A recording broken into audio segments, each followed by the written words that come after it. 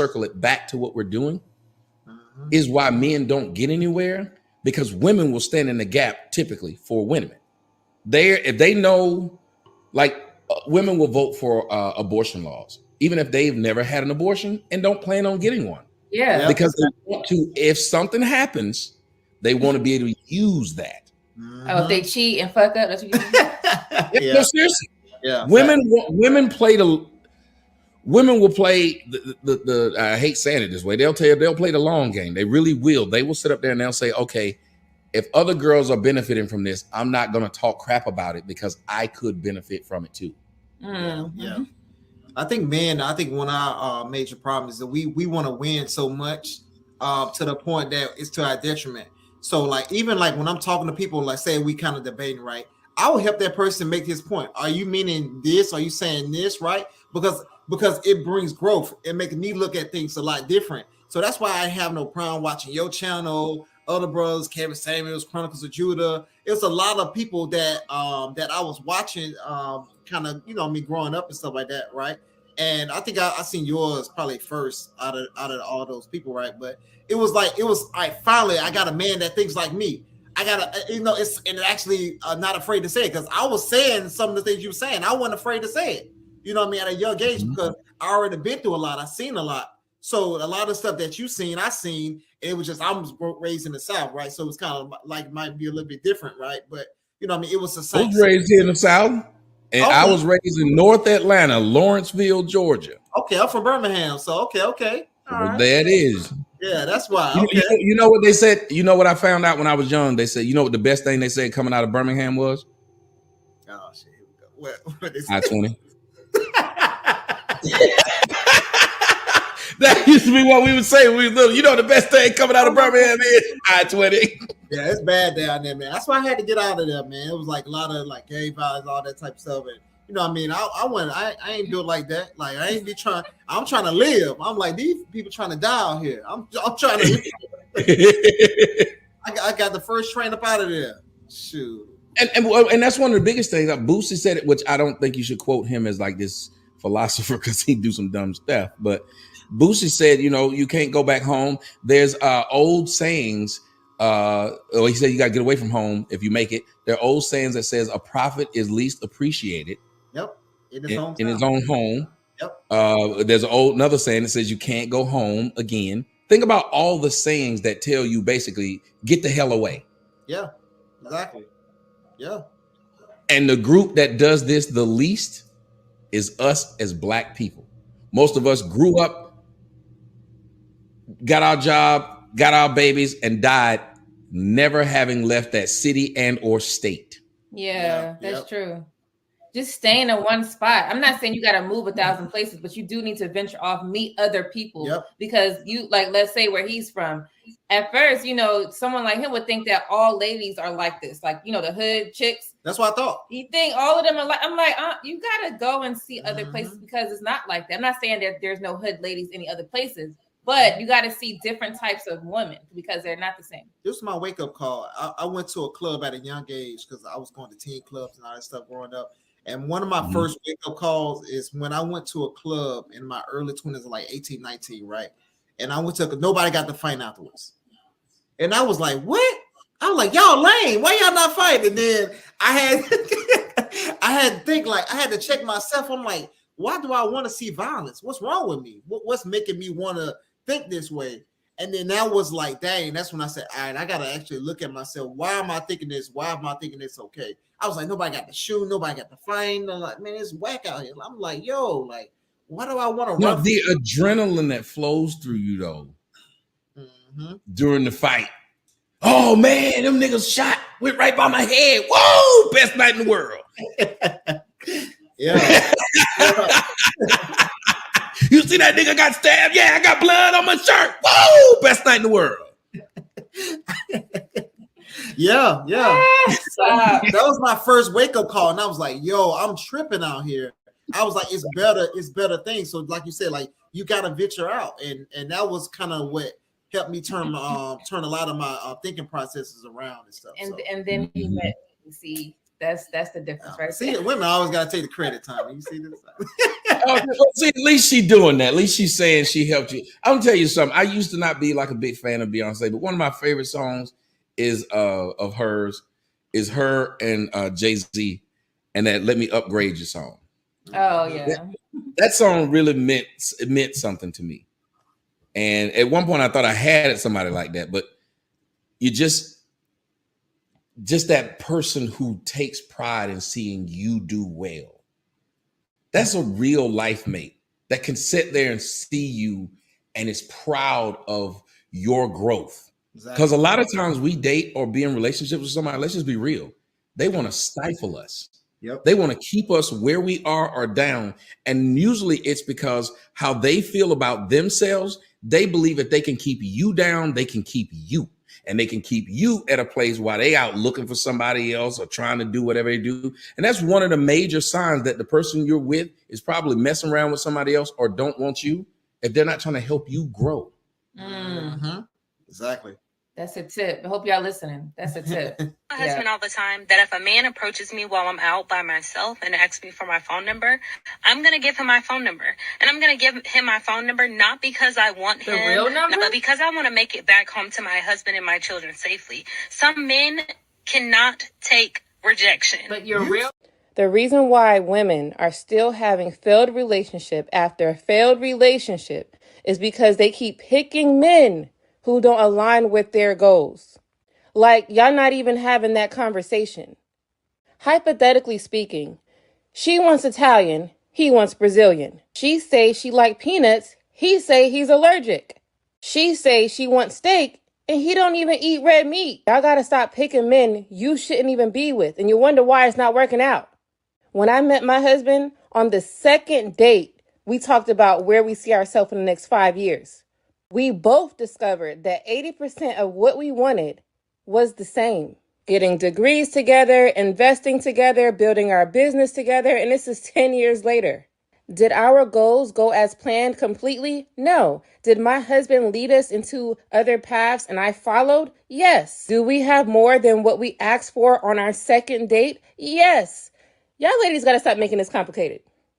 Stop worrying about if his sex is good and worry about if he is good for you. What are your goals? What are his goals? Do they align? And then you go from there. If you're wondering why you haven't been getting notified for our live shows, please follow these steps. Click on the notification bell first, and then go on your phone and make sure you get all notifications from YouTube. That is the key. See you later. You think you have kids? I'm not having kids. What you mean you're not having kids? I'm not having kids. That's what you was born there to do. I'm a black feminist, capital B, capital F.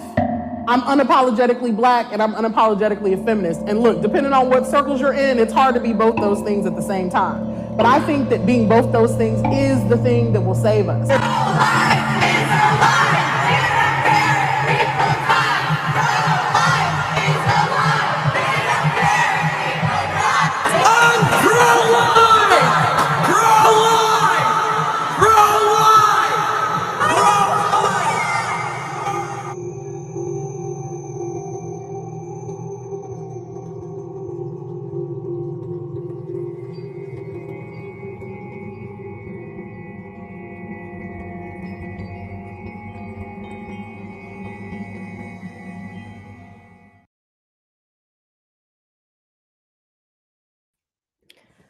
What's up, y'all? Thanks for being here. This is Dating to Marriage Support. I'm Lady Di, DTM. If you have seen me on some shows, well, this is my channel. And I have a dope panel today. And we're going to discuss everything that you just seen. All about feminism, feminists, all that nonsense. But I don't want to say it's nonsense if you don't think so. If you think it's nonsense, then comment below. If you don't, then, you know, let's talk about it. Let's talk about your thoughts. Let's talk about why this is even a movement. So let me bring up Precious. What's up, Precious? How are you? Doing good, doing good. Good to be here. Thanks so much for the invite. Oh, you are so welcome. So do you align with the feminist movement or no? No. I don't. Why not? I believe the feminist movement wants to push out order. It wants to push out the natural order that should be here. Feminists, I think it's more than he got to make a certain amount of money and things like that. It's like, no, we women, we can do the same things and we don't need men. That's what I hear when I hear feminists. Or maybe not needing them, but also wanting to be very equal to them. And I don't think men and women are equal. So I can't get behind the feminist movement at all whatsoever. All right, cool. We're going to dig all into that. Next, I'm going to bring up Illa. What up? What's going on? How y'all doing? Hola, hola. Good. No pressure. How you doing? So what about you? Do you align with that feminist movement or yes? Or no, I'm sorry. No, I don't align with it. You know what I'm saying? I think it's a Trojan horse, just a societal collapse, period. I think through the feminist movement, it just opened up the door for a lot of ideologies that's based on feeling, not necessarily fact or something that's functional in society. It's just how I feel, and just how I feel, you have to respect it. And it's just, like I said, it's just a Trojan horse for just a whole bunch of other ideologies that's just really just anti-order. Like Precious said, it just is more anarchy than anything. Okay, cool. We're gonna get all into that. Next, I'm gonna bring up Bruiser, aka Darwin. What's up? What's going on? What's going on, everybody? Y'all can hear me, right? Hey, Yes. Hey. What's up? What up? So You said these nuts. Yeah. What's going on? A feminist wouldn't like you saying that. It's like, I'm just kidding. Right? She wouldn't. Nah. So I'm asking you the same question. Do you align with the feminist movement based off of maybe you have family members who, believe it? Does that align with your life, your lifestyle?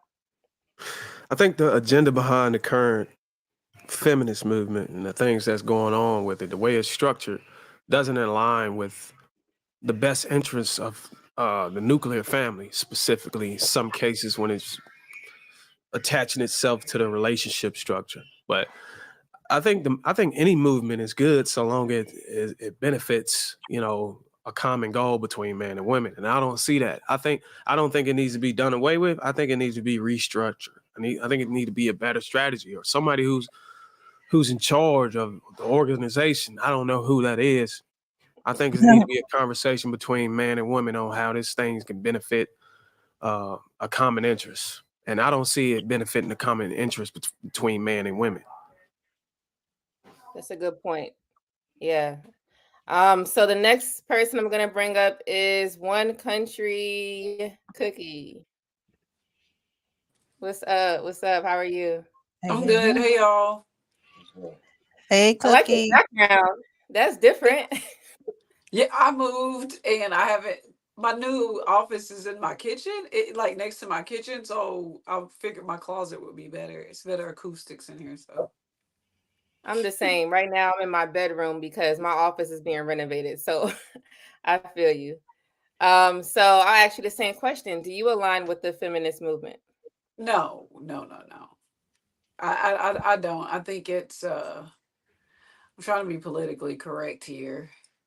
I think that the feminist movement is for women that feel the need to be equal to or better than our male counterparts. And I don't understand the point. I'm gonna just keep it like that. What their motive is. What is the motive? Yeah, we're gonna get into all of that today because I was trying to figure out the same damn thing. All right, next up, I'm gonna bring up is Hank. What's up?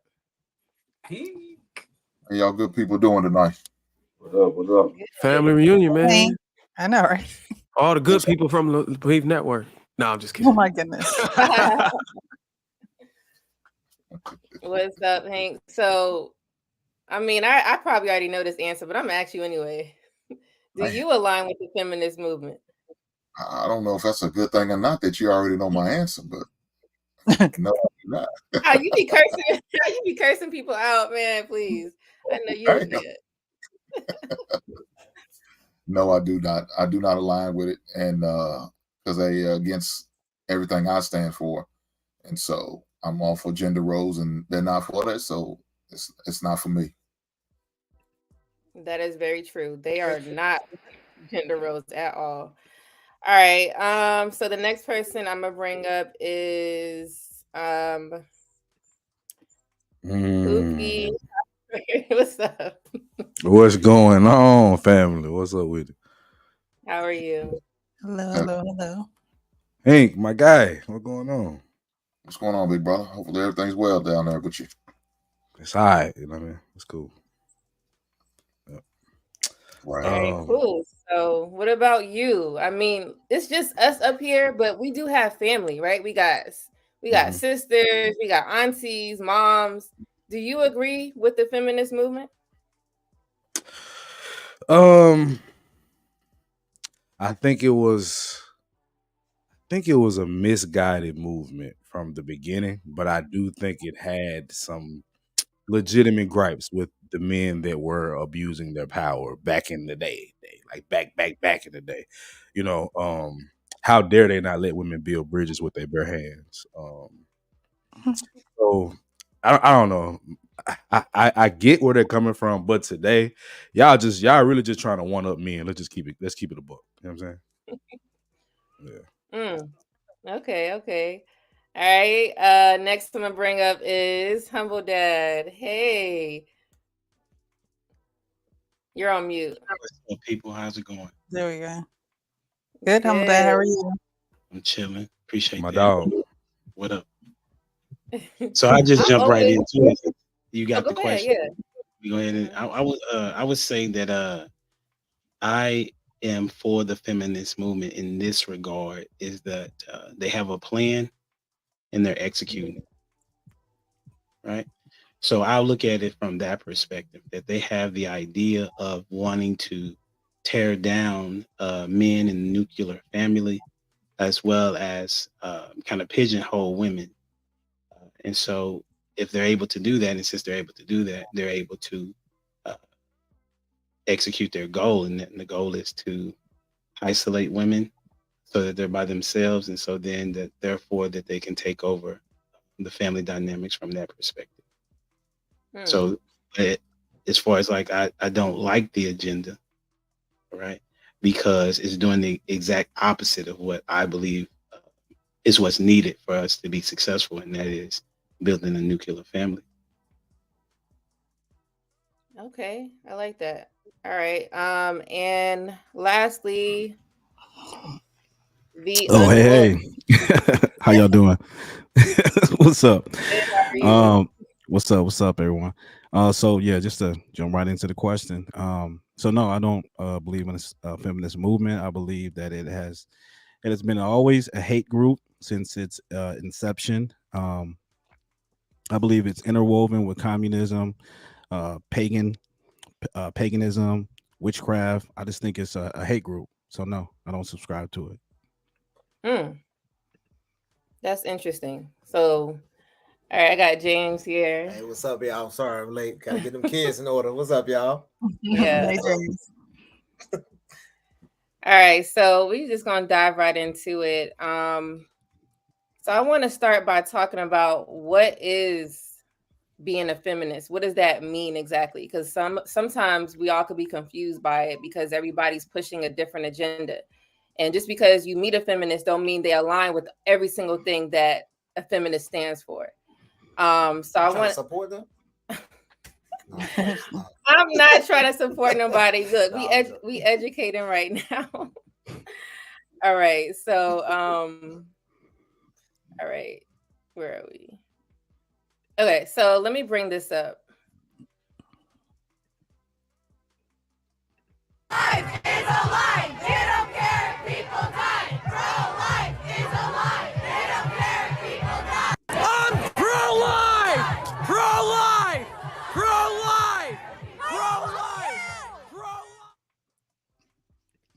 All right, y'all can hear me, right? So feminism, femininity, right? It's just the quality or nature of the female sex, the quality, state, degree of being feminine.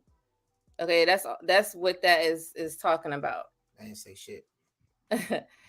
All right, being feminine. So relating or marked by qualities traditionally associated with women. So female, womanly, womanish, girly, all of those things have everything to do with being a female, right? Being feminine. So just by that alone, what do you guys think? What does it mean to be a feminist? Just by reading that and what you've been seeing lately. It seems like it's the opposite of that. Right. No, I would say because it seemed like that was more about like femininity rather than feminists and what they're standing for. Because what they normally say they stand for is the equality of women type deal. But what y'all got? What y'all think? Suit pants,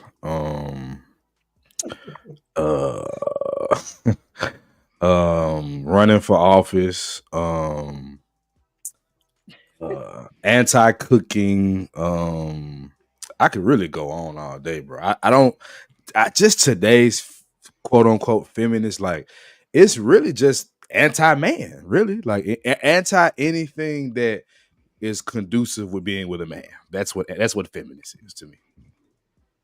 I feel like they took the base of the word femininity and then used it to mask I'm a feminist, and that started out like we're women, we're for women, and then it turned into this I don't want to call it evil, but it turned into a hate group. So when you think about the word feminine and the root word that they're using in the word feminist, it's like, I think what Precious said is the exact opposite of everything you just read. I agree. And there's another article too I found on un.org. It says being a feminist simply means believing in equal rights for all genders. It's not about hating men. It's not about women being better than men. It's not about rejecting femininity. Now that is on their actual site. Like real quick, a play on words with with the feminist and feminine, and they really trying to. It's like a mockery. That's what it seemed like. But they all supposedly start off good.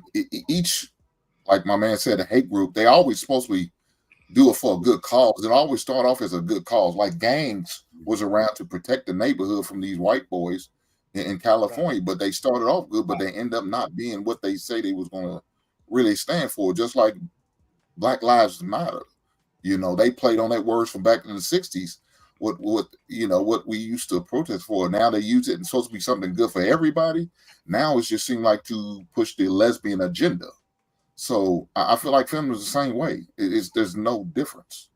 So,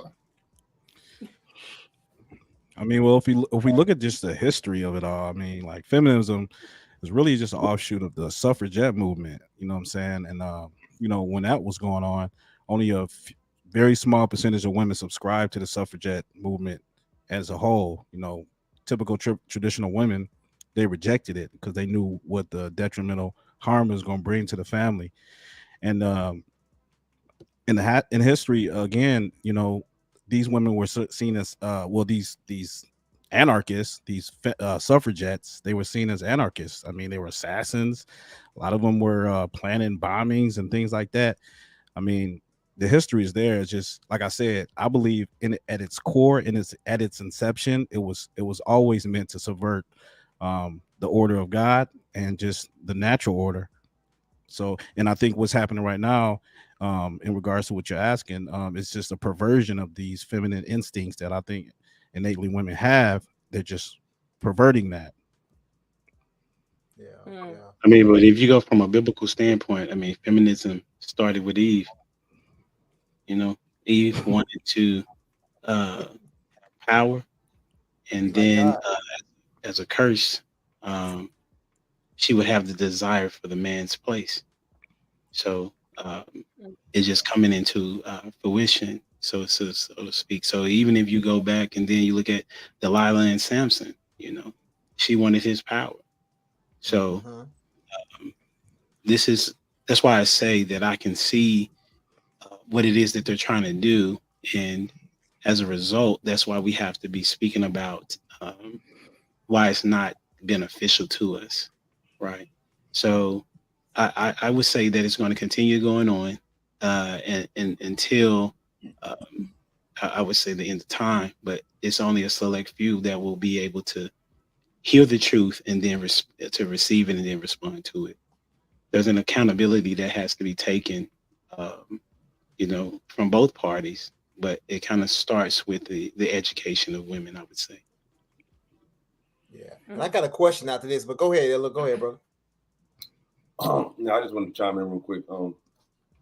I think feminism today is just only thing. It's just female. It's just women with masculine pursuits. That's just all it is. You know what I'm saying? Just women that want to just be what men are. A lot of the spaces of this movement, especially the YouTube space, everything about their demeanor, everything about how they dress, everything about their delivery, what the people they quote from, is men.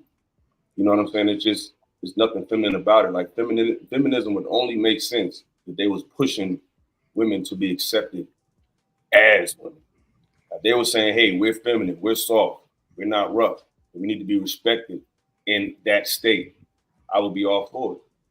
Nothing about it is female. They just men. Like they're just pushing for a male replacement. So I don't think nothing about it is feminine at all. It's just a word. Yeah. I think they tried to attract us with just saying feminine, right? Instead of, because that's not the word, the title they should even be holding. You know what I mean? If they're trying to be against the man, then maybe they should figure out a word that represents that. Terrorist. Right. Just like the LGBT, they telling you what they are. I'd rather you be upfront than you sit here lying. But you get more done if you're being crafty. But I had a question. Like how many people on the panel have like teenage daughters, and have y'all had trouble like with trying to teach them the right way and they kind of went against you, or what I mean? How is that big? That's a Yeah, I'm having that issue right now. I have a 17-year-old. I have a 17-year-old daughter, and I have to reinforce to her every day, that what culture is pushing today, as far as what it is to be a woman, is antithetical to what our values are, unfortunately. But I'm just her father, and I'm the one who raised her. Her mother is already, she's already indoctrinated. She's already trying to keep up with the wave. So so I'm just like the only focal voice that's trying to inculcate those values and principles and everything. But it's this culture that has such a impression on women, because women are so susceptible to following trends, and what I'm saying, they're easily manipulated, unfortunately. I don't have a teenage daughter, but she 8 going on 15, right? And it's what he said hit me so hard, because it's like no matter how much I try to put into her, it's her mama. This is why I on my channel I'm doing more of like trying to get brothers on point before they get with the woman. Like check out her family, what she does naturally without you, like without your influence. Who is she? Because what you start to realize, what I immediately realized after my daughter was born, was like, damn, these are influences, bro. You know what I'm saying? So it's like, it's difficult because I don't want to be the parent that is so overbearing and strict that you don't want to come around. And I'm already, on joint custody trying to work that out. So it's like I'm already kind of battling a couple things at once. So it's like, that's difficult, bro. That's really difficult without making me the bad guy. I'm sorry. Could you repeat the question? Because my daughter's 19. I just wanted to make sure I heard you right. Yeah, I was basically asking like how has, like, I know we all against the movement. How has have you had difficulties like trying to instill like good morals and principles with her, but she's still trying to go with what the feminist movement is saying? Oh, no. My daughter's a complete princess, but she was surrounded by she's a Disney character. Like if you no, absolutely not. No. Hey, Disneyfication. Better watch out for that too. Well, no, what I mean is she's dainty. She's more Yeah, I'm dainty just than I ever was at that age. So, More but she's villain. not Okay. trying to be feminist at all. No. Good. She says that they're she believes that they're like she said, you know how they have DL men? I think those women are DL. And I was like, okay. Okay. Oh, Wow. woke, huh? Go ahead, Listen Illa. to the You have a children. 19-year-old daughter. Jeez. Paul, So you don't look like you have a 19-year-old daughter. Thank No. you. I'm Oh, I 41. was 19. Like what? Wow, Damn. would have never. But Only you. I relate to the fellas, you know what I'm saying? I got a 15-year-old, and it's like, you know, she's kind of like, she understands what I'm saying, but, you know, everything she watches, you know, Netflix, she watches different stuff. So it's like this feminist energy is in everything now. You know what I mean? It's even infiltrated video games and sports. Like it's really like everywhere. Like this The avatar, man. There's always a suggestion for this alternate lifestyle. And not to backtrack, but on the last topic, I wanted to add just one thing too. Feminism to me is really just empowering male dominance. Because if you're only teaching women to express power through a masculine way, what are you really saying? If the whole purpose is to say men don't have power and women do have power, why are we expressing it in such a masculine manner, which is making women even more confused? Because on one hand, you're saying, okay, I'm the woman, hear me roar, but everything about a display of power is masculine, which is contradicting to their bottom line, which is basically you saying that all the power lies in being a man. So it's just creating massive confusion. Yeah, I have a 14-year-old daughter, and she's against feminism. Hey. My late wife, Jen, would talk about feminism from a direct perspective. Like she would tell her what it's like to be a wife and what it's like to be a mother. She would also actually see it as well. And then Kendra, she sees it every day, right? Even though my wife is a boss lady, she has her own business. She doesn't maneuver in the house as if she is the dominant figure. You know, if I could use the word, she's submissive in that regard, and that doesn't mean that she doesn't speak her mind and that she doesn't get her way and things of that nature. That's not what that means. That means that she knows that I have a plan and we gonna rock with that, right? And then if she has something to offer in that plan, then she's going to do that. And then as a leader, that means that if she has a better plan, that's what we're gonna go with. You know what I'm saying? Like that just makes sense, right? So my daughter, she has been able to see that, and when she sees women out of line, she calls it. You know, she just and she's very well read. She's probably read over 1,000 books since she was probably 8. And so she also watches YouTube and TikTok and things of that nature. And for her, even though she's a part of in the culture, she's able to recognize foolery because we also raise her in the word, right? So she's surrounded by biblical teachings and actually living it out as well. So I'm not gonna sit up here and act like she doesn't have moments, but we all do, right? But if you would ask her directly what's her thoughts on feminism, she was like, that's not good. Yeah, I don't have a teenage daughter anymore. My daughter's 27, so or 28. I'm sorry.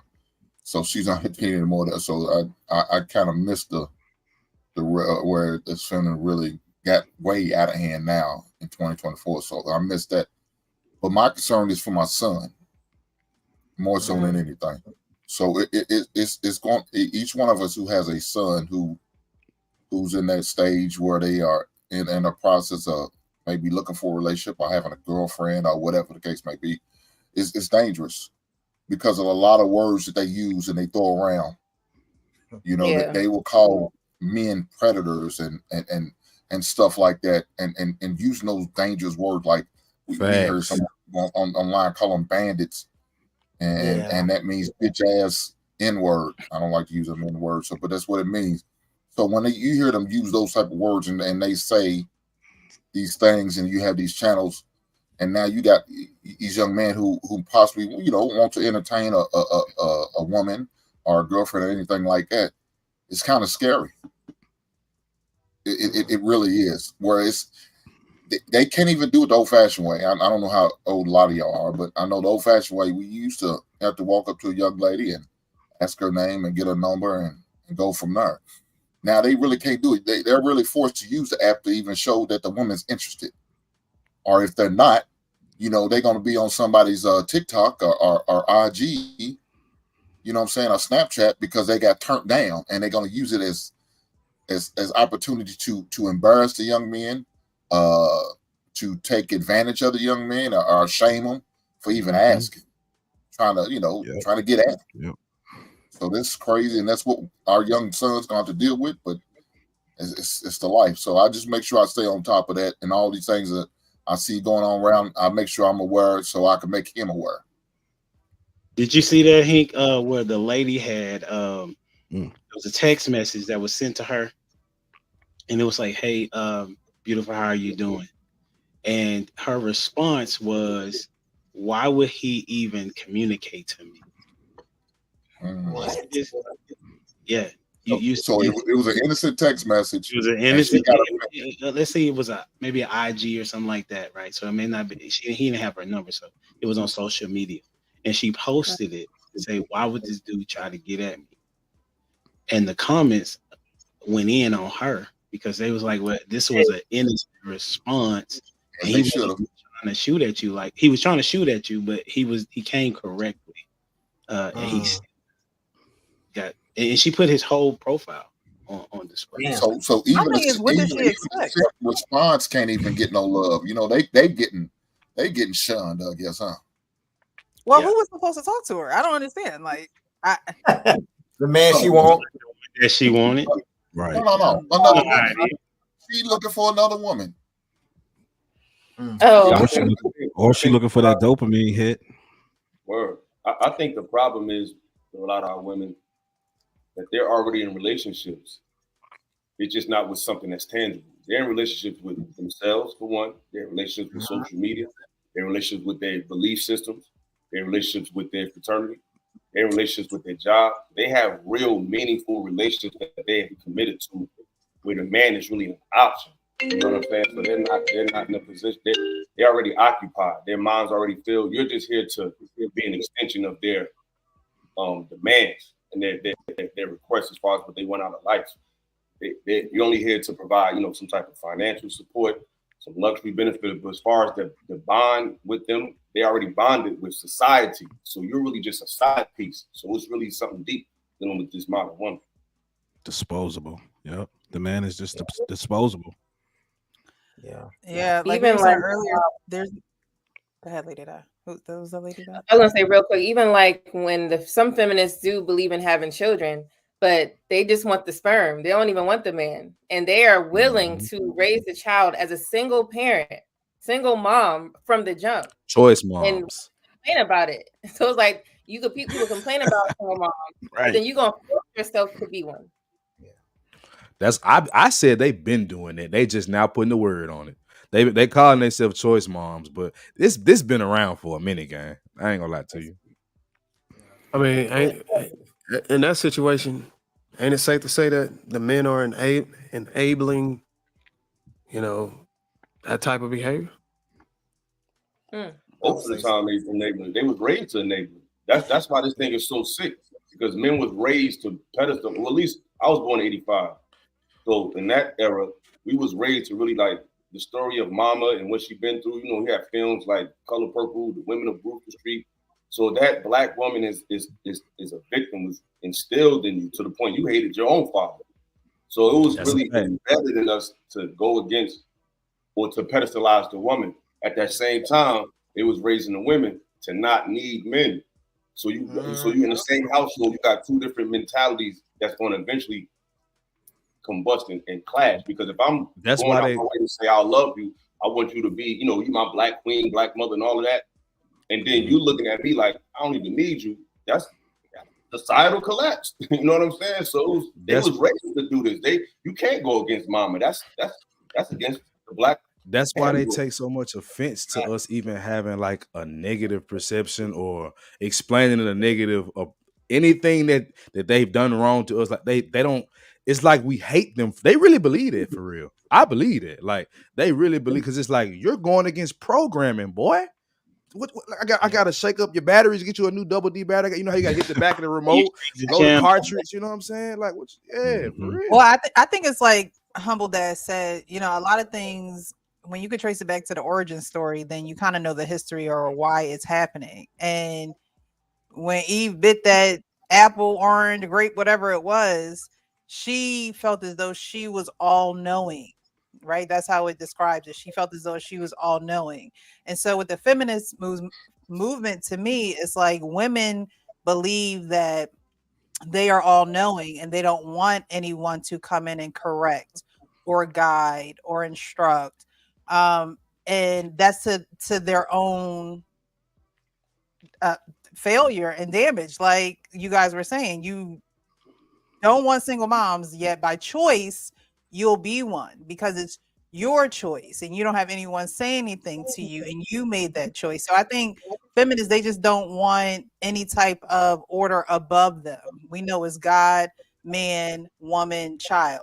They want it to be woman and man on the same playing field, and then children if they come along, if you know they decide to have one or not. The man is almost God's spot. The man they is want almost God's spot, bro.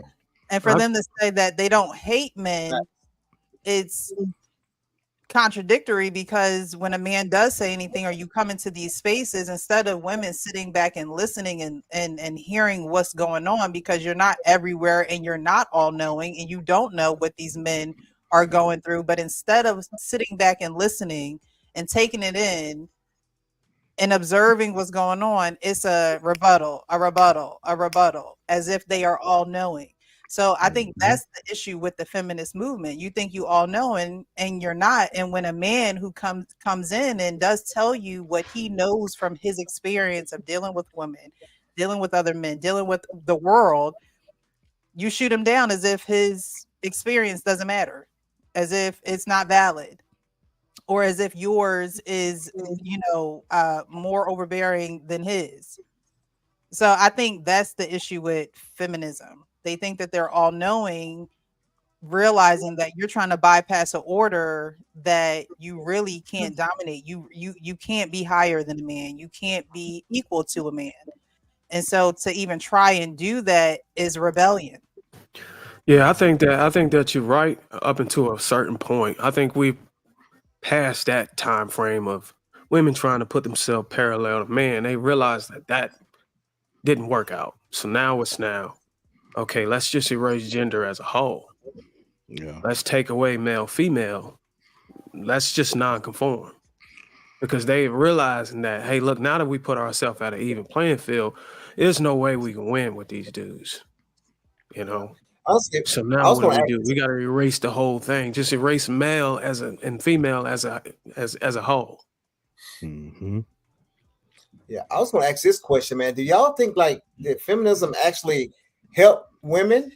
Like, cause I get what they were trying to do, and they had some success, but like overall, looking at it, do y'all think it actually benefited them?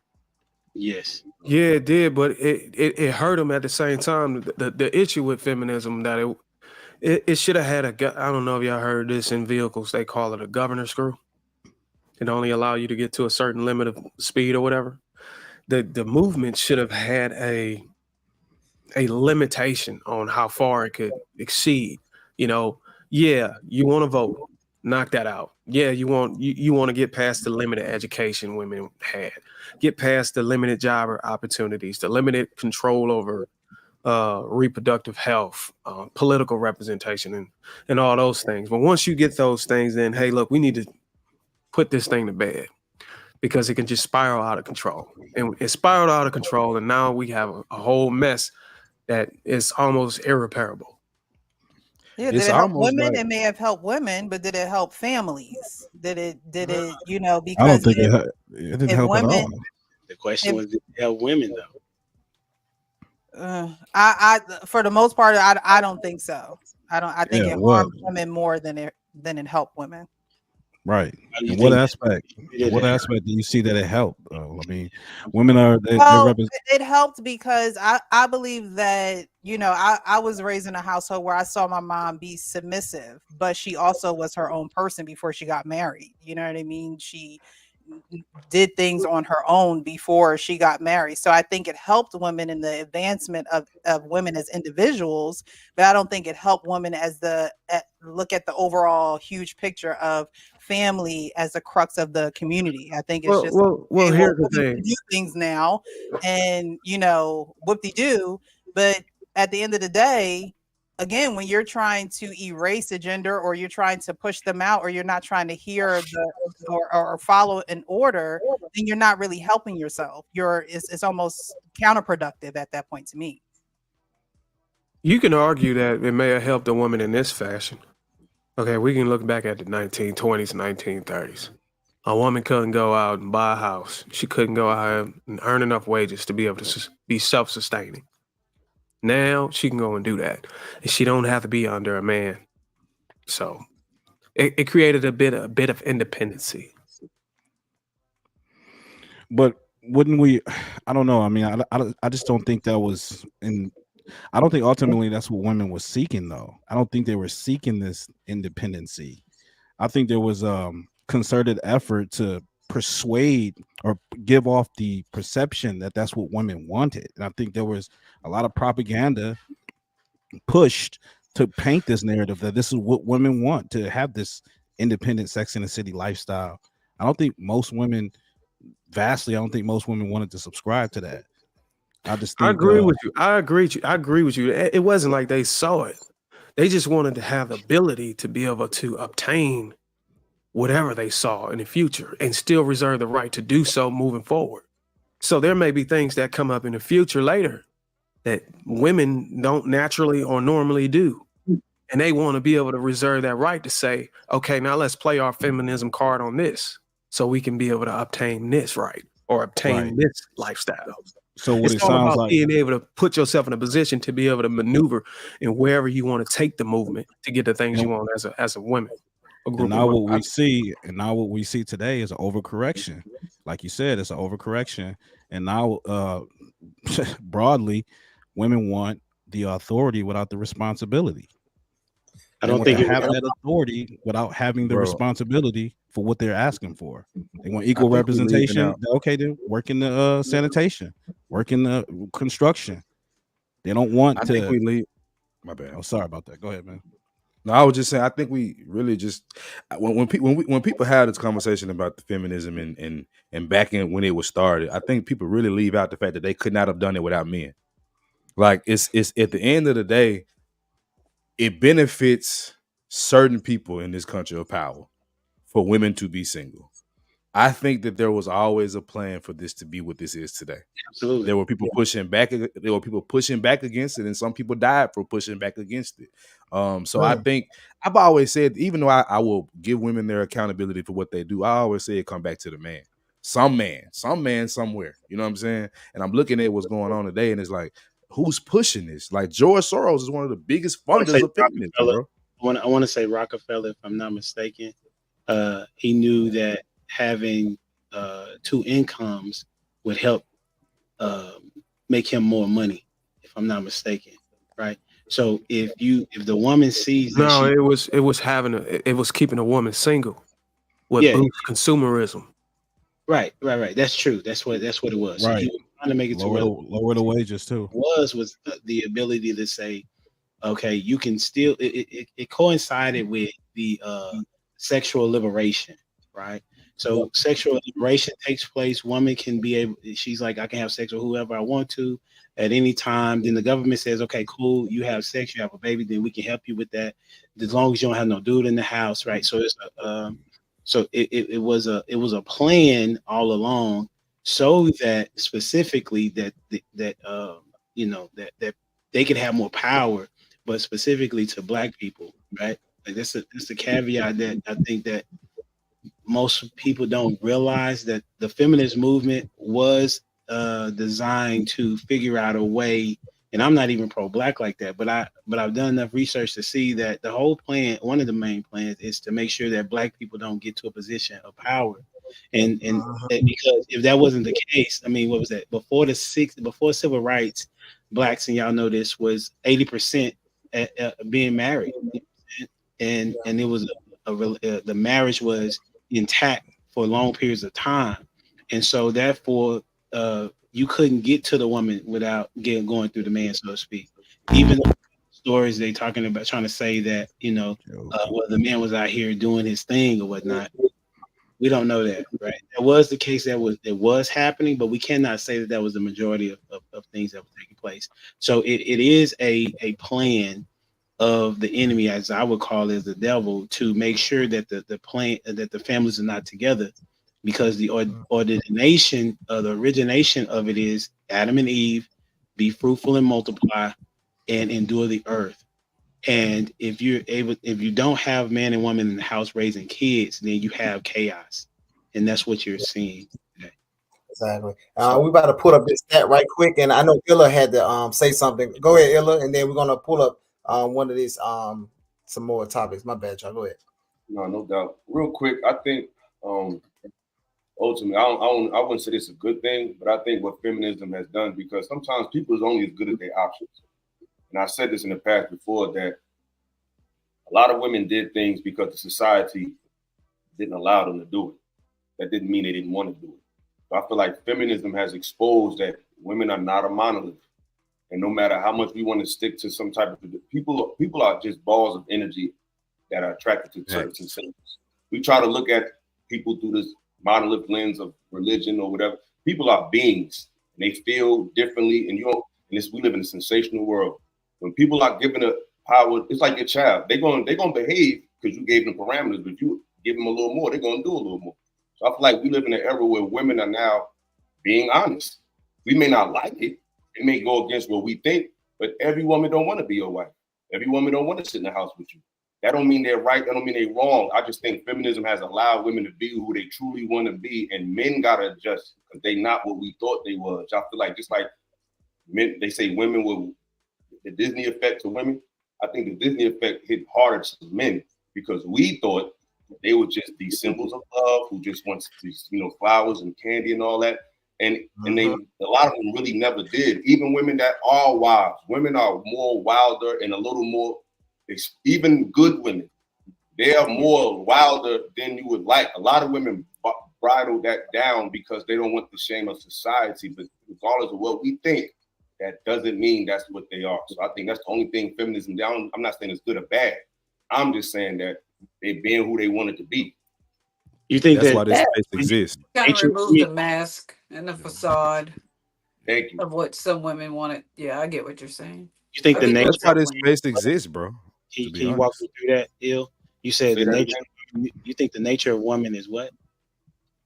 I think it's the nature of people, humans. I don't think it's a male female thing. I think the nature of humans is very more wilder than we want to admit. I think because we lived in such constructed systems. I'm not saying it shouldn't be no order, because you can still live your life and still treat your neighbor right and still be respectful. You don't have to have a wife and kids to be a productive person in society. I'm not saying you shouldn't have it. I'm just saying when you really think about what we need to be people to be a successful society, you just got to have respect. You treat each other right and fair and balanced laws. You don't got to be somebody's husband. You don't have to be somebody's husband. Okay, so you're saying that the monolith part is what you're saying. I would argue that most, like 90% of women want to be married. 90%. I don't believe that. I think a lot of women want. I think a lot of women do want to be married. I agree, but I think a lot of women want the marriage experience. That's not the same. That's what I'm saying. I'm saying that don't mean they want to be married, because like me, I might want to get on a roller coaster. It's an experience, but do I want to live in one? Do I want to be in one every day? No, it's a vibe. So women want the experience of the thrill of the wedding. But after a while, it get monotonous and they'll leave. And okay, we can agree with that point. That I think 90% of women want a wedding.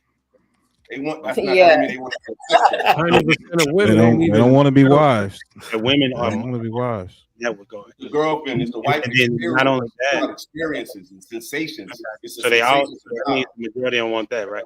So not only that, the majority of women want the same type of dude, right? As Prototype says on the show, he says that all you got to do is feed and entertain a woman, right? You feed and entertain a woman, you're good. But that falls into my point though, brother, because if you just want a certain type of guy, that means you want an experience. See, when a man leaves a woman, we looking for a certain type of treatment, not necessarily she has to look a certain way. Women want a certain look, a certain income, a certain demeanor. They want an experience. It's all I'm saying to you though, is that the majority of women want the same thing. You're saying that they're not, and I'm saying that they are, because if they were not, then you would see men kind of you would see diversity going on, and that's what you see. I think they all want an experience. I don't think they all want to be married. I agree with that. Yeah, that was interesting. I like. I think Hink and Darwin, both of y'all wanted to say something. No, I was saying, like, we do talk a lot about what women would want to do, but I would say, I mean, right now we got the benefit of having multiple women to be able to speak on that. I think it might want to just do that. Like, I mean, we can do a little quick poll, like not even a poll. Do y'all really honestly think that 90% of women want to be married? You know, in your experience, all of the women you run into and talk to. I don't think 90% of women want to be married. Because I agree with you, and the reason why I agree with you, because I think the attraction is in the lifestyle more so the union. They want a man to take care of them, but they don't want to be married to that man. Right. I think there's a difference. That's why. Right. They want to wed. Like, they don't want to be wives. It's like what it Ella like said. 45% at best. Oh, damn. What's the number you said? 45. Yeah, I was gonna go to 50. Can I just say this? And I believe in her because the way men are moving today and operating, a lot of men, more than enough men are willing to give these women the lifestyle as if they were married, even kids, for crying out loud, on a level of someone that's in the union of holy matrimony. And these women are like, okay, look, I don't have to get married. I don't have to be locked down under a man's power. I don't have to submit. There's so many men out here that's simping away to be able to give me all the things I want. I can go and invest in my body and get all the things I want. And it's It a always trend. come back to the men. It always come back to the men, bro. Yeah, but Bruiser, with that said, there's a time limit on that. That's all they want. That's all they want, he. And that's so what are they They're going not. to They're not thinking prospectively though. They're not thinking. They're not even thinking that ahead. He's right. It is a time limit, but they're willing to gamble. They rotate. Yeah, they're willing to They got forego all that. rosters now. So you got 15 years. You got 15 good years, and then that's it. They think they got forever. The 35 to 40 mark, and then what? That man gonna try to go get a younger model, new model. Do y'all ever hear? Then what you gonna do? Then what the woman gonna do? Then all of a sudden she gonna get right in the mind and settle. Is that the plan? There'll always be a simp waiting for her. There'll always be a simp. I think they have a card that they play. I think it's a biological card. Unfortunately. They play, and it's not even something that they intentionally play. I think in their bodies and in their minds, it automatically comes out due to their nature. I think they know that they got a time clock. They're aware of it, and I think once they run into menopause, and it kind of just evens out. You get what I mean? Have y'all ever heard women say, "I could date the daddy and the son"? Oh, at that transition, yeah, that's a thing. I think at that transition, that's what they've started alluding to in their brain. And when y'all say the time, you got a good 15, 16 years, and like, I can't see your name. I don't have my glasses on. I got a question. He said it. It's always going to be somebody out there that will do it. So that's why it's a tragedy, right? Bro, It's always some there's suck. always a guy. There's always a guy there's always a guy that didn't get that high school girl or didn't get that girl when she was the finest. And when she ran down, he like, this is my chance, because to him, she's still there. I see it all the time, bro. So you saying they're gonna spin the block? Yeah. So there's some Forrest. Listen, he's right. There's some Forrest Gumps out there that's waiting on Jenny to humble herself and come back home. Bruh. I think a lot of men today got to realize that. I think one thing the women are showing them is that women have realized that they can live life outside of the traditions of needing men. I think men are having a bigger problem because we really think, like homie said, he felt like 90% of women want to be married. Women didn't even agree with that. That's not what women want. You know what I'm saying? Women want an experience. And I think men keep looking. I think what's tricking men are, no disrespect to marriage, because I respect Lady Di. Y'all think y'all got a beautiful, I think y'all a perfect example of working together. Everything we talk about, I think you and your husband is the perfect example of that. I respect y'all highly. But I think married couples are really the minority. I think most people, we need to follow the people who are not married, not to say follow them, but to see that that's the norm. Most people really just want to be happy. And if they can do it with somebody, cool. If not, that's cool too. I think men are having the biggest problem of finding meaning in life outside of the submission of a woman. I think a lot of men are having trouble with, what am I supposed to be if I don't have a woman that's submitting, listening to me? Not saying it's a bad thing, but I think women have found how they live in life without men, and they chilling. They might get horny a little bit. They might, when they feel pay a little bit. That's working at McDonald's and been more comfortable. I'm with you when you're right. I think men is really the ones that's suffering from trying to find meaning of life without, a lady listening to everything they say. I think men got to evolve too. Not like these women is different, bro. I agree with that last part. Like this. But Illa, it's not that men can't find it. It's that it's not that men can't find it. Men struggle imposing his will, imposing his masculinity on women and making her bend to the way he want to bend. That's because what we lack. That's like a woman, and she think like men. Like if anything, women are showing you how to be men. They don't give a fuck. Men is the one like, I don't know. Should I say that? I don't know. Is that like that? Yeah, I played that video, Hank, on Monday of the woman that's like, if you ain't got no money, I don't have anything else for you. But he was trying to have a conversation with her, and she's like, I just want money, and she was very direct.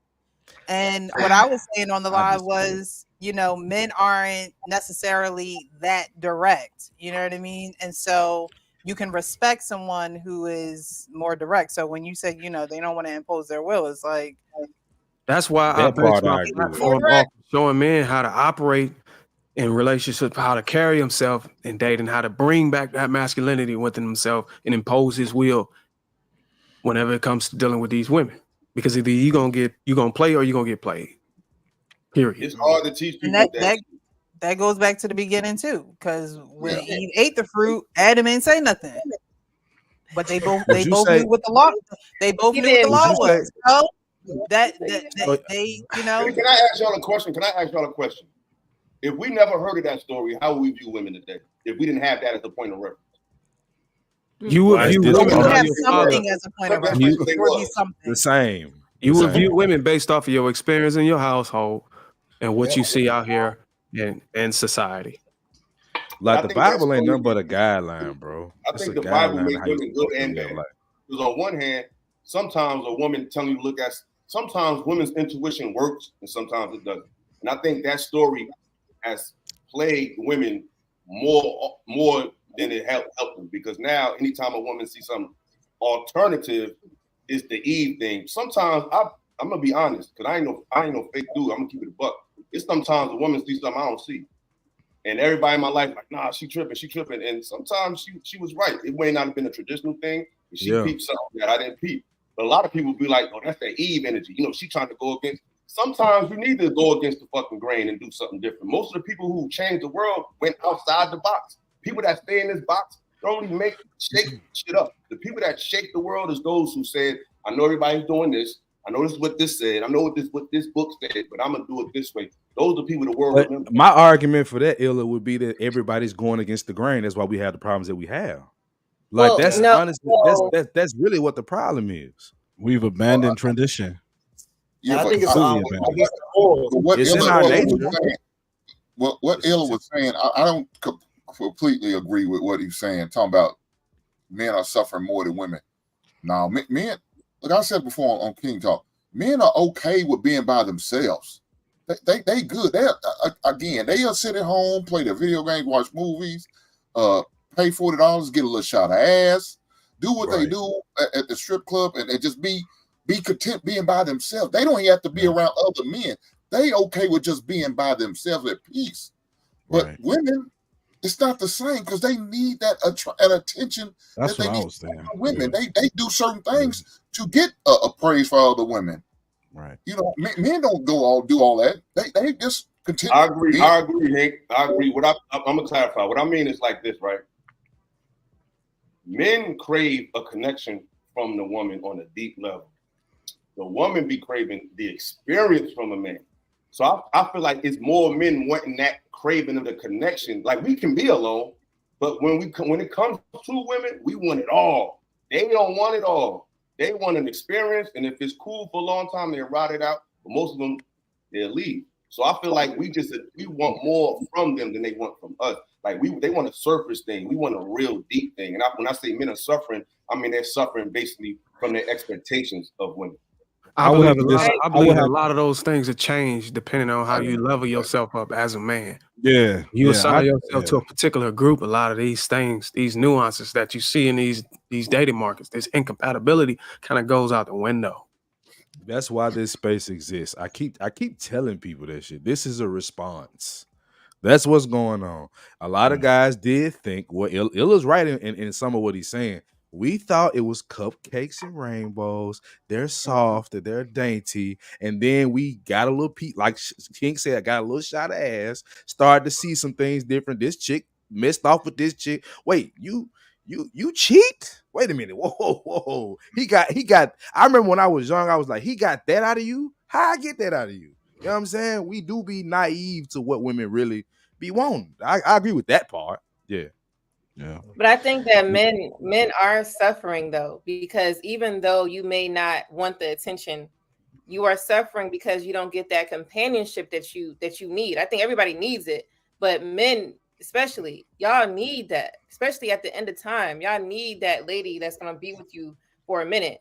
And also what Illa said about women, it's they got the experience of marriage. Some of them, they got the experience from marriage, or they're learning experience from hearing and watching. Most of the time, their girlfriends are talking to them, telling them what's so bad about their situation. Half of the time, most of these women have never experienced it, but they think they did because they heard it over and over again. So just by hearing it and then experiencing it, they realize they really don't want marriage. So that's why you see women only raving about weddings and the rings and all this other elaborate stuff. So I think that a lot of women do want to get married, but when they get married, they don't want it. They want to take it back because that's not what they signed up for. They don't like y'all plan. To let y'all know, they don't like y'all plan. It takes forever to find a lady who like y'all plan, and sometimes it takes you being older or that person being older, or she was taught right. But a lot of us was not taught right.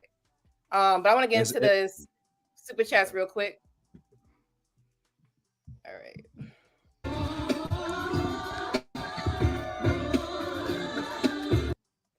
Thank you for sending the super chat. Marriage and politics. Why are you laughing?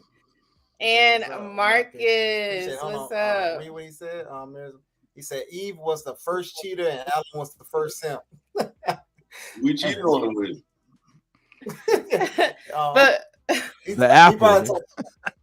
I mean, I like to respond to that comment. I mean, that's good super chat, by the way. I get the whole Adam and Eve thing, but I've met with some pastors and spoken with some pastors, and I got a deeper understanding. And I would often say, I'm not calling. I know whatever God's will is and the way things are is planned by God. I think it was intentional to have a tree in that garden that you couldn't eat from. I think it was intentional to have a snake in there, a serpent in there to entice the human to be. I think it was all part of the plan to get things the way they were. Yeah. So I wouldn't say that. I think that Adam's role was to defy and Eve's role was to deceive Adam. I think that was intentional. I definitely I would say agree. too. It's not a Eve problem and it's not an Adam problem. It's a they problem. It was the they both A had human fault. problem. It's a human problem, and certain things happen in the origin of the woman's story, and there were certain things that happen in the origin of the male story. And so the way that I was taught is you do go back to those origin stories and see how they play out, because usually when they play out again, it's the same thing. There's nothing new underneath the sun. So yeah, I mean, wasn't they both penalized though? Huh? They both was penalized. No. That's not how it happened. When Eve ate, nothing happened. Nothing happened until Adam ate. Okay, so when he ate, that's when it fell off. So in most of the stories, the common thing with all these stories is women is trying to deceive man and get him to do things that he wasn't supposed to be doing spiritually. And then that's when he was penalized. That's when God showed his wrath when man defied God and stepped out. So men had an option. It's either to correct your woman and honor my will, or you'll see my wrath. That's why I disagree. Oh, I was gonna say this is a deeper meaning, because it actually really wasn't a tree. So we talking about, when we talking about Bible, right? We talking about older stories. So when they're trying to translate different things, they're giving us deeper information so we can relate to it, right? So a tree bears fruit, right? In a biblical sense, fruit is your actions and your acts. So when they call the snake, it's just like how we call cops pigs. It actually wasn't a pig. A cop is actually not a pig, but a snake is something similar to somebody that's wicked, right? So when the serpent deceived Eve, it was just another man that was able to tell her, hey queen, you're gonna be God. All this bullshit that we kind of similar what we talking about today. In today's time, the black woman is God and all this type of shit. Now she like, oh, this information is good. Let me take it to my husband. And it says instead of Adam staying strong on the point of, hey, I got the Most High, I'm gonna follow His will, he said, no, this information that I'm receiving is better than the information that I got from him, so I'm gonna go with him. So that's when they kind of fail and stuff like that. So that's why it also called him, said, hey, Adam and Eve, they knew they was naked, so they didn't have the spirit of the Most High anymore on them. It wasn't actually clothes and type of stuff. That's just like a little, you know what I mean, something to think about too as well in that story. I'm gonna let Illa respond, and then I need to put up a clip real quick. Go ahead. You was gonna say something.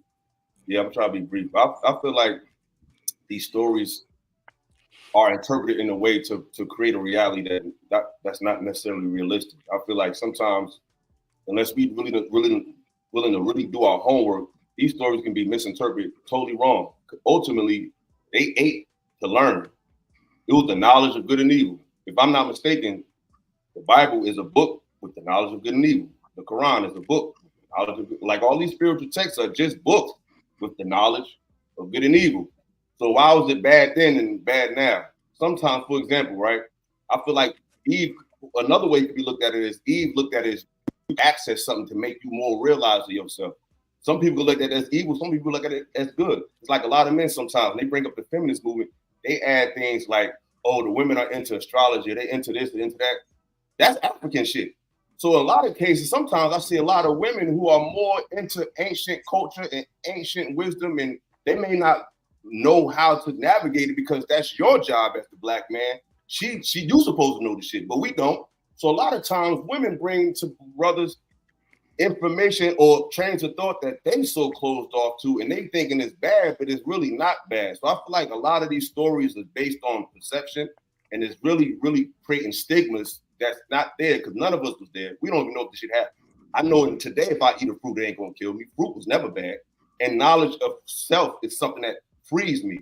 If I'm living in a state of ignorance, how is that powerful? The only person that ever told somebody not to learn something in real life and penalized you for was a slave master. When slaves started to read and learn the knowledge of good and evil, or know who they are, it was the slave master mad at that. So why would something above me that's supposed to love me be mad when I come into consciousness of myself? So I just feel like a lot of these stories are used to create narratives to keep people in a box with it. It really don't have nothing to do with reality. I think we need to deal with reality as it is and stop trying to take something that we can't really justify or prove or validate to fix what's in front of us. But until you have a spiritual connection with God and the understanding how things work, you will be able to relate the things, the word to our lifestyle in our current time. But reality is spirituality has nothing to do with religion. There's this thing called anointing. Spirituality don't even mean religion. Like literally, if you look up the word spirituality, it comes from the word spirit or spirit, which means the breath. So people associate, when you say, when most people say, I believe in God, they associate that with a faith. So when people don't associate their thinking, ignorance. People don't think those people have a relationship with God because they can only identify a relationship with God with a church, with a religion, with the imam, with the pastor. That's ignorance. But I get you. You looking at it from a scholar type of way. But where did God say you have to follow religion? Just show me where that says anything. I didn't say anything. All I'm saying is I'm not talking about you. I'm talking about Illa. I'm talking about Illa. Okay, but I'm saying is the way to it's things that is the connection with God and spirituality. Spirituality is things that you can't look up in a book or something. Exactly. It's a connection you got to have spiritually. And there's when they talk about you talking about most people, that's ignorance. That's what I'm saying. That's like what most just people because are. people They're are ignorant. When they think of God, and that's why the world is falling how it's falling. That's exactly why people are falling the way they're falling, because they're ignorant. That's the point. But you had made a point. You said that you said the spirit goes to breath. The word spirit comes from a word that simply means the breath. So when people think of spirituality, they think of functions. They think of wearing something. They think of speaking in tongues. They think of certain gyrations. They think of stuff like that. But the actual word I was going to make a point about that, because you remember the Bible says Adam got the breath of life breathed in him. You see what I'm saying? Mm-hmm. So it was a spirit, and he gave him commandments and things to do in order to have that spirit, right? So just like how we have different technologies today, like when they was doing surgeries in ancient time, the Bible says to wash your hands in running water. You know what I'm saying? But back in the day, like 100-something years ago, they used to wash their hands in a bowl and then go do the surgeries. But if you wash your hands, you let the bacteria, go. So it's different ways to think about it. It says not to eat pork. You understand all the different things of how the pork does it. Have a rest day. We have to have rest. That's a spiritual connection. After you work the field for 7 years, and then that one of the years you got to take a break so the minerals can get back into the soil. So it's a lot that's spiritual. You know what I mean? But how we get taught from the church today is wrong. So that's why a lot of us don't look at it in a spiritual text. As a spiritual text, we look at it as the religion. Oh, you can just sin and then come back to church and say, "Forgive me," and you good. And you gotta understand that God knows that a lot of us is not going to be able to understand it. That's why he appoints certain people into positions that are anointed positions to be able to use discernment to be able to give us an understanding of how to read the scriptures and understand the word, because everybody is not going to be able to grasp that. And I can understand why we can be disconnected in this conversation on whether people should be religious or not, or what are the depth, how is spirituality defined, and all these other things. A lot of this stuff came to me late, man. I had to understand, I had to read, and I had to pray on it for understanding. And I believe there's power in prayer. Yeah, I believe the Bible says our people are destroyed for the lack of knowledge. Knowledge. It didn't say belief. It didn't say prayer. It said the lack of knowledge. The Quran says remembrance is more important than prayer. So I feel like it's simple. I think these books, a lot of religion makes things complicated, and they make God this. It's just like what the brother just described. These are just sciences of agriculture. Like technology is like when they came to the African with the mirror and all that. To a person who never seen that, they could think that person is God because they brought them technology. It's really just science. If you bring $100 to somebody who's worth nothing, you're a millionaire to them. But are you? No. So sometimes people bring information to people who don't have it, and they deify those people when they just brought them knowledge. They just brought them information. The things in the Bible, the things in the Quran, these are just common sense things for real. Jesus said he was the Prince of Peace. Muslims say Assalamu alaikum, that means peace. Ethiopians say Salam, that means peace. Jews say where you at, that means peace. So peace. I think. Let me ask you a question. Peace is what it's about. And that's why the Bible also says, I will give you peace that does what? Surpass all understanding. See, people be caught up in understanding. Well, I understand that it means this, and I understand it. You just need peace. And peace is universal. It's not, it's colorless, it's faithless. You either have it or you don't. So do the book serve a purpose to you at all? Do the text serve a purpose to you at all? That's the question. A little. I mean, if you don't. So why are you quoting from it? Because that's what our people swear they know. So you got to use what people are into. If you speak Spanish, I'm not gonna come to you speaking Nigerian. Our people are Bible-based thinking people. They're religious people. So I come to them in the language that they're familiar with to make them see something higher. That's how Jesus spoke. He spoke in the street. Hold on. He spoke in the street to the people in the language they understand, and he used parables and metaphors to make them understand something. So the reason why I quote the Bible is because that's the thing that was given to us. But within the Bible, I've seen things in it that's contradictory to what religious people think. Jesus also walked away from those who didn't want to understand him, and he didn't try to make them understand him either. But a lot of people too are biblically illiterate too. I mean, most people are. Yeah, most people are biblically illiterate. They don't really understand. There's a lot of Bible. They don't know shit about history. But when what you're doing here is no different than what they do. Is just cherry picking scripture to try to substantiate whatever they believe, and it's a lot of context that come with it. I mean, I'm a Christian. And I believe you definitely got to study to show yourself approved. You know what I'm saying? Study what though? Study to show yourself approved in what you believe in and what you're trying to understand as far as seeking out God. You have to put forth that effort. You have to earnestly seek him out yourself, and definitely praying on it and definitely studying it. I like to take it back to the Hebrew and the Greek so I can get a more fuller understanding.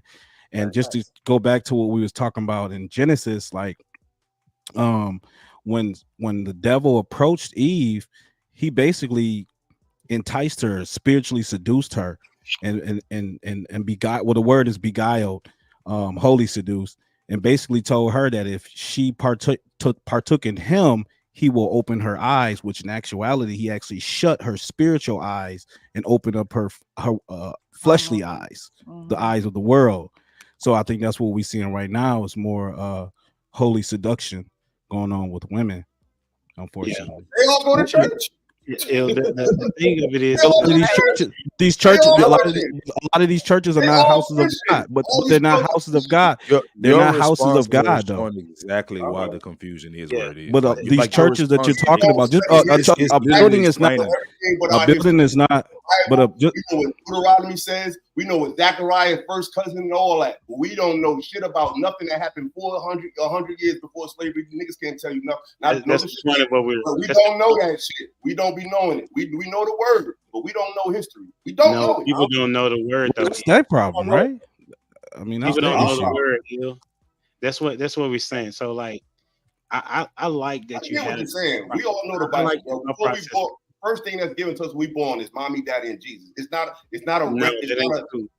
revelation. It's not revolutionary. As soon as we born to this world, the Bible's in our face. So it's not like this. Let me ask you a question. Word, bro. We've been hearing this shit forever. Have you heard of a guy named Lee Strobel? No, who that? Bro? Okay, Lee Strobel is a guy that wrote the book called Case for Christ, right? Or Case for Faith. So when you ever heard of John Henry Clark? Can I finish? Go ahead. Yes. What I'm saying is that because your premise was that all of these things are just books, right? A lot of these people don't really study to write the book, right? So I've studied several different religions, and so but the one person that was very interesting to me was Lee Strobel. Lee Strobel was an atheist, right? And his wife was a believer. And is he white? Is he white? Yes, he's white. Okay. I don't know why that matters because Egypt is in Africa, right? And the people of Israel was in Africa. You feel me? Okay, Moses was in Africa. Israel was created in 1943. No, that's you talking about the British Mandate, but Israel was way before that in ancient times. Okay, right. They got tablets in Egypt. They got tablets in Egypt. It talks about it. It says Israel. All your references. Let me read it. Give me the books, all that. I'm just saying. Just let me finish real quick. I'm just saying. Just go look up Lee Strobel. Okay, he did a research on if Jesus was real, okay, and if the Bible was accurate, okay, because that's your stance, is that the Bible is just a book, but it's one of the number one, huh? That's not my stance, but go ahead.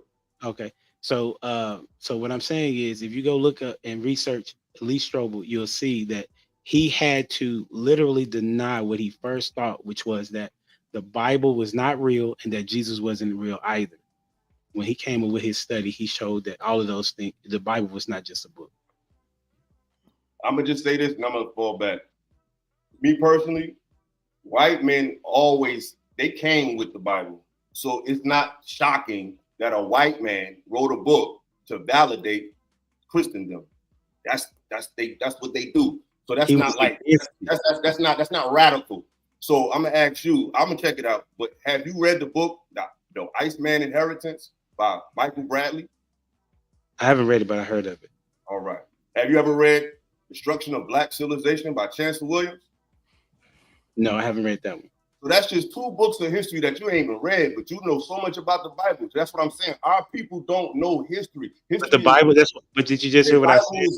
The Bible is literally classified as a historical document. The best by white people. The best thing. No, the best archaeology across the world, my dude. That's cool. The best thing that we have, in my opinion, to use tangibly is history. And I just think our people need to try it a little more. Nothing wrong with religion. There's nothing wrong with books of faith. They have this purpose. We need inspiration. I don't disagree with that. But we need to really get into that history too, because I just feel like a lot of us are very ignorant to history. We're very religious. We're very biblical. We don't know history. Hey, this is the name of the stele right here, bro. So look it up. This is an ancient stele that's from Egypt, and it was talking about Israel being in that time period. I'll type in the chat. So the shepherd kings. They were the shepherd kings. Yep. No, not that. It names Israel. I'm not talking about what's the name? Hyksos. I'm not talking about them. I'm talking about he actually called them by their name. And a lot of this, bro, we've been indoctrinated because you say, like you said, the white man gave us the Bible and stuff like that. That's a lie. We already had it. You know what I mean? In ancient time, they had even the Christianity wasn't even much. And I'm not much. I'm not the King James version. I'm talking about the King James version. Yeah, but that was King James was a black man. There was a lot of, you already know about the Moors, right? So they ruled Europe for 1,000 years, the Moors. So King James was actually a black man. So it's a lot of history that they told us that's a lie, and they paint everybody white. So of course we're gonna think that, you know what I mean, these people are white people and they're giving this stuff to us and stuff like that, whatever, right? So it's a lot of different things that we've been taught wrong because the church taught us wrong, and then now we go to some other information, and then they taught us wrong, and then they like to say Israel is Isis, Ra, and El, and that's an English damn name, and it's Yasharallah in Hebrew. So how does that fucking match? You know what I'm saying? So it's a lot of the bullshit that we was taught. Even if you go to Acts 13:1, they call him Simon Peter a nigga in the Bible. If you look up the actual word, they call Simon Peter in Acts 13:1 a black man. You know what I mean? So, and I can give you plenty of reference. You know what I'm saying? So, married to a black I don't know about that. You know what? Because of this conversation is so deep, I have to do later a live about it because it goes in so many different avenues, especially with different perspectives. Right. It's a lifetime conversation. Yes. Check that stele out. I just want us to include more history into our conversations when we talk about stuff. I just don't hear a lot from brothers. I feel like sisters are more open to African and indigenous culture than I hear a lot of our brothers. And I think that's something that also causes a lot of trouble because if the sisters are curious and trying to learn who they are, you talking about Hokumo Shando, you wonder why she don't want to bond with you. Sometimes our sisters are leaning towards something else outside of this shit, and our brothers don't have information to facilitate that. All they want to do is get baptized and shit. So I'm just saying that we need to tap into our culture and tap into our energy and tap into our shit because the nature of religion is the nature of the black man. Us in our pristine state is religion. The way we you realize that more women go to church than men. Yeah, where are these men that's getting baptized? Yeah, they do. They do. In that direction. What I tell you, women go to stuff for what? Experiences. I know a lot of women that go to church and they go for the music and they still do astrology and the tarot cards, sage and all that shit. I was just Women like experiences, bro. They said social. about men wanting to be baptized. I'm telling you, women go to church Bro, more we than know men. that. I'm not saying they don't, but I'm saying the women How go is to men church. trying to be baptized more? Cool. Women go to church, but they also be into other stuff because women do things that's socially acceptable. Women are mainstream secular women. They go to church, they go to the strip club, they go to everything, bro. They do it all. Yeah. They secular. Christianity is the number one religion in the world. It's secular, bro. It's mainstream. It's not this small sect. It's mad mainstream. Most artists are Christian, whether they behave it or not. As they claim to be. And name only though. And name I'll I clear agree. it up. But they Clear it up for you. Hamdan, he's just saying that men need to be more. We need to start using more logic. We need to start like getting our wisdom game up and researching more things. That's that. I think that was his main point. Rather, he's not talking about literally. Yeah, that's all thing. I would disagree. I get it, going to go learn all these other things. I think our initial issue is just having a mutual standard between men on how to operate. We can learn all these different things and read different books and keep learning and learning. But eventually we're gonna have to come back home and figure out, okay, how do we make things work? What representation of what's working? Where can we look to say, okay, this is a model that works? Can we replicate that in our own life? I think that's what's important right now, because there's books full of scriptures and stuff. And most of the people who teach from these books don't even read the entire book. They go from different books and different scriptures and different chapters intentionally, because I don't think certain scriptures just don't even apply to life today. So that's why you got to have certain people appointed to be able to use their discernment to be able to guide you through these books. But more importantly, we as a people, especially men that's supposed to be leaders in our community, we don't have a standard. We don't have a principle. We don't have pillars we can look to. Okay, this is how we operate as men in our society, in our culture. We don't have a code of ethics. That's where the disconnect is. A code of ethics. Everybody just don't go by it because people do it. It's not a code if we all don't adhere to it. It's not a code. We're not a monolith. The day of this monolith, we all hold hands and overcome. That shit is over with. We live in a world that shit might fall down with your person who might be. We all seen Walking Dead. Now let's use it metaphorically. I've seen Walking Dead. Well, let's use the metaphor of Walking Dead. The society has collapsed. People are out of their minds. People are zombies. So let's look at, I feel like we're in that time now, just metaphorically. People are mental zombies. They are out of their mind. And in The Walking Dead, who's working together is a collective of people from all different backgrounds. But I think the interior. Go ahead. I'm sorry. My point is, we're getting to a place where what's going to unify people is consciousness, not the color of their skin, not they. Either people have the same mentality or they don't. Some of them might look like you, some of them may not be. They might be your brother, they might not be. It's that day of everybody that looks the same, moving in one way. It's just not happening, bro. That's my opinion. I agree. I disagree. It is for the non-believer as well, but we ain't got to stay on it. All right, look. We're gonna do a live on this. That's hands down. So, and I'm gonna pick that y'all. All right, so let's get back into the topic. All right, so I'm glad you guys. I like it though. I like it. Deviate. Yeah, it was good. I'm glad that you guys explained what you believe what a feminist is. So I'm just gonna pull this up. Okay, so wait, is this the wrong one? Hold on, I put the wrong. I just put the wrong one. It's right here. It's right here. Okay. All right. So the main issue, this is what I pulled up on their site. The main issue is that third wave. So third wave is just the third movement. The first movement was about pushing the right to vote and to get out the house. Second, they were talking about abortion and all these other things. But the third wave, this is what we're at now. The main issues that the third wave feminists are concerned about include sexual harassment, domestic violence, the pay gap between men and women, eating disorders, body image, sexual and reproductive rights, crimes and female genital manipulation. What is that? Manipulation. What is that? Mutilation. Mutilation. I'm sorry, mutilation. All right. So this is what they are pushing right now, the third wave. This is what they are pushing. And I find that to be weird, because that, to me, why is this a movement to push sexual harassment and all these other things? So I want to talk about the gender equality, because that was one of the things they brought up, is gender equality. So this is all on the site based off of Feminist. Why should gender equality matter to me? Regardless of where you live, in gender equality is a fundamental human right. Advancing gender equality is critical to all areas of healthy society, from reducing poverty to promoting the health, education, protection, and the well-being of girls and boys, right? And then this is what they're expressing that they want us to do about it.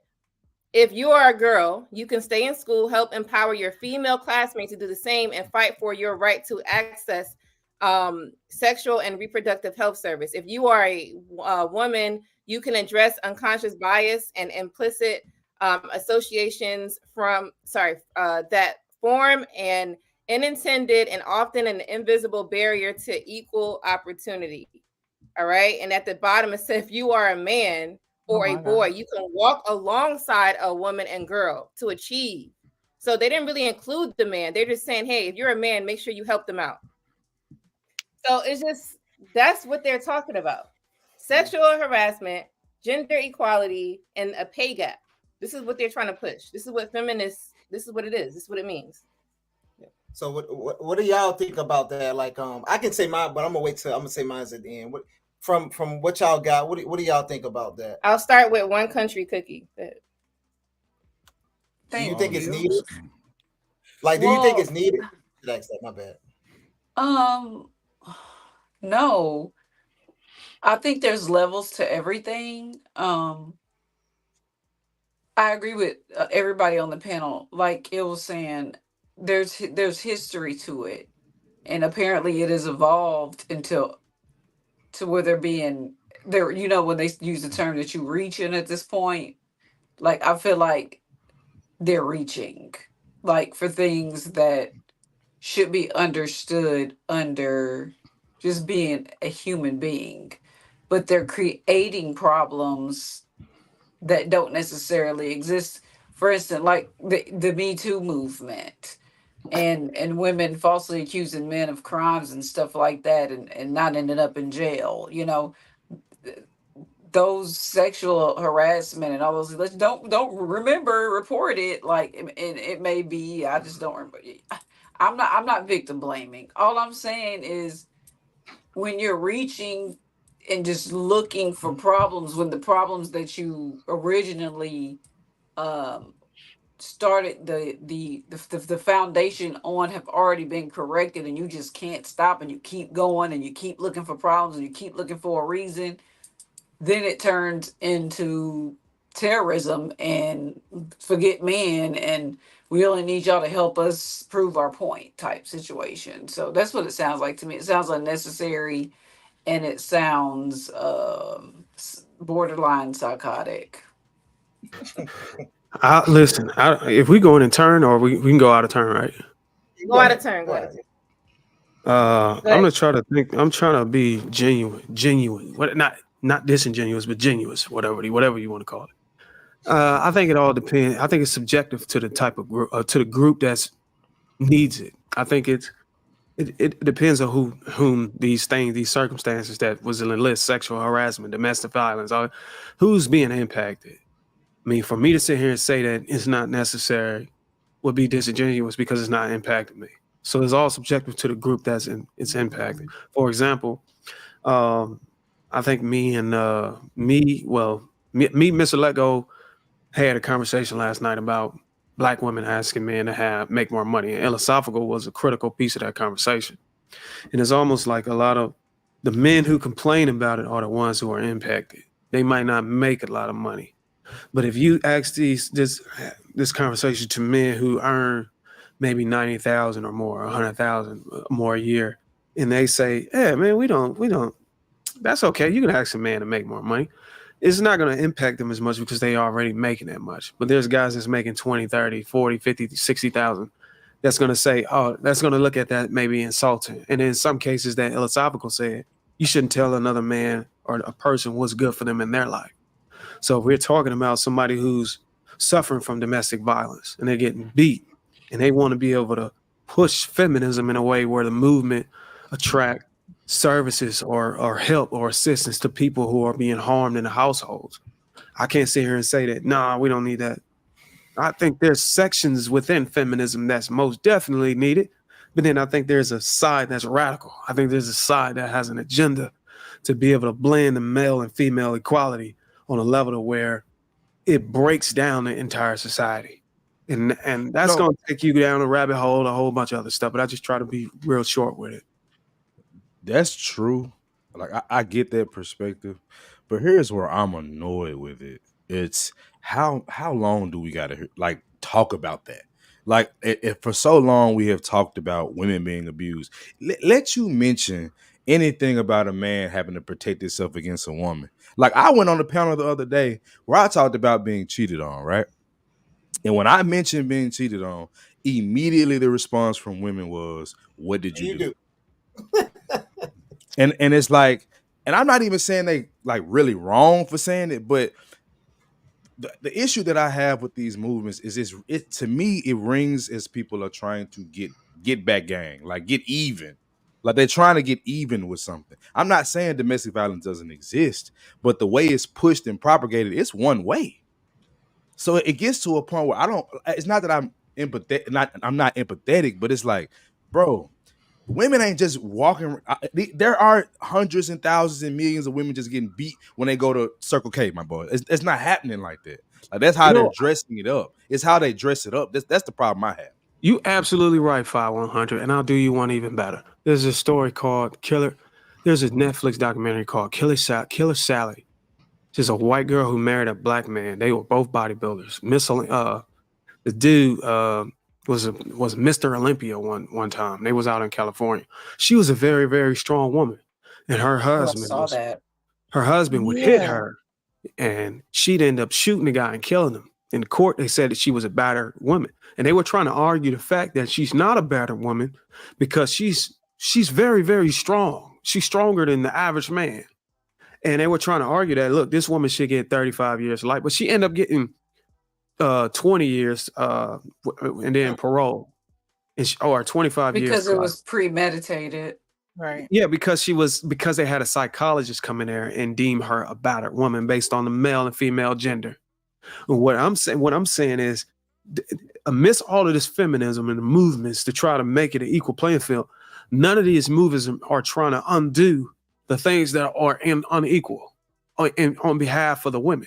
Like when you go in the courtroom, why can't a man be a battered man based on the weight and height ratio based on a woman? So if a woman is 300 pounds, I mean, I know some brothers that got some big girls. If a woman is a BBW and they go to court, it shouldn't be that the woman is a battered woman when a man is 180 pounds. Nobody went viral for getting smacked. Y'all remember? I don't know what I'm kind of young, but it was probably 2-3 years ago. That dude that was singing that song, "Don't You Love When I Come Around," and this girl came in the camera and smacked his face off, damn near. Like, and it was a joke. Like it was meme crazy. That's not happening the other way around. Yeah, you can go on YouTube and you can see that they run social experiments on that. You know, women abusing a man. Excuse me, when a man is abusing her, men will run up and try to rescue her or whatever. And then you reverse the situation, same thing. They'll just look. Everyone is just looking, and onlookers, and they're not trying to diffuse the situation. But just to hit on those points, I just think this whole notion about abuse is it's an ambiguous term that has just been expanded. It includes everything now. A woman, as long as she feels like she's being abused, then she has that right to claim that. And that's just without question. And I think that's wrong. And I think they deliberately leave it that way to where, if a woman feel like she's financially abused, if she feel like if we're gonna, I just wish all of this was data driven. If we just stick with the data, know what I'm saying? We look at the numbers, we can already tell that most abuse is physical abuse is mutual combat. Most physical abuse in relationships is mutual combat. Are feminists do they still want chivalry? Do they still want men to open the door for them and stuff? Depending on who you talk to. They say they do. But I feel think like feminism kills chivalry. But I feel like the reason I said what I said was I'm not downplaying or victim blaming the real women that are going through this. My thing is there's a group of women riding a wave of abuse and sexual abuse and femininity, and I mean when it comes to feminism, and they're using those women that are actually in these situations to create an uproar for themselves. And it's like, do y'all really care about these women that are being abused, or are you just using it to push your feminine agenda? So I just wanted to clarify that. Yeah, I know Illa. I think Illa and Hink hadn't gone. Hink could go. Go ahead, Hink. What was, if y'all don't mind repeating the question? I'm sorry, I missed it. So the whole point of the third wave movement for the feminists are to help reduce the sexual assault, to help domestic violence, fix the pay gaps, and then gender equality. That's what they're pushing right now. That's the highlighted points. So with that being said, what are your thoughts about that? That's the movement. Yeah, you worry about a pay gap, get a better job then. If she's worried about, the pay gap, get a better job. Get a job that some of these dudes are doing, and be willing to get out there and grind, maybe do some overtime, maybe get certain certifications that you need that guy got. I mean, do what you got to do to catch up. That's how I feel about that. As far as this, we keep forgetting about, what about the emotional abuse that some men have to deal with? We not talk about that's not a form of abuse or verbal. I mean, that's, to me, that's all tied into it, CJ. That's all tied into it. So there's all forms of abuse that men take, as well as the physical. Like I think somebody said, men do get physical abuse. I think y'all was talking about some case studies. How do you see on TV? Yeah, we've seen it many a times. Men will watch another woman just whoop their ass, and some of them sit back and laugh, pull out the camera phones and record it. Yep. Let that man go, his back raised up. I'm with you on that. Man, they ready to jump it. So you got different situations like that. Again, I feel sorry for our sons, man, because right now they're dealing with this. They have to go into this fight dealing with this. And if y'all not teaching your daughters on how to act and carry yourself and be appropriate towards a young man, it's dangerous out there. Because these young boys, they giving equal rights like they giving them equal lefts. Oh, snap. They will fight you back. They don't look at you as a girl no more. Matter of fact, their mothers will tell them, hit that little heifer back. Don't let that heifer hit you. And they are doing this. They not out the cut from the old cloth like we are. They laying hands on these girls and not worried about the consequences. That shit ended in 96, man. They're gonna go in there and they're gonna give a smart answer. Well, I felt like a woman that day. And I identify as a woman. So I had to defend myself as such. I'm totally against the pay gap, and I have a reason for it. And I don't think it's a matter of, get a better job. I think when when feminism is trying to introduce this movement around the pay gap, it's more like, okay, look, most of the women are having psychology degrees, and most of the men are having engineering degrees. In computer engineering, you're gonna earn way more than a person that has a psychology degree.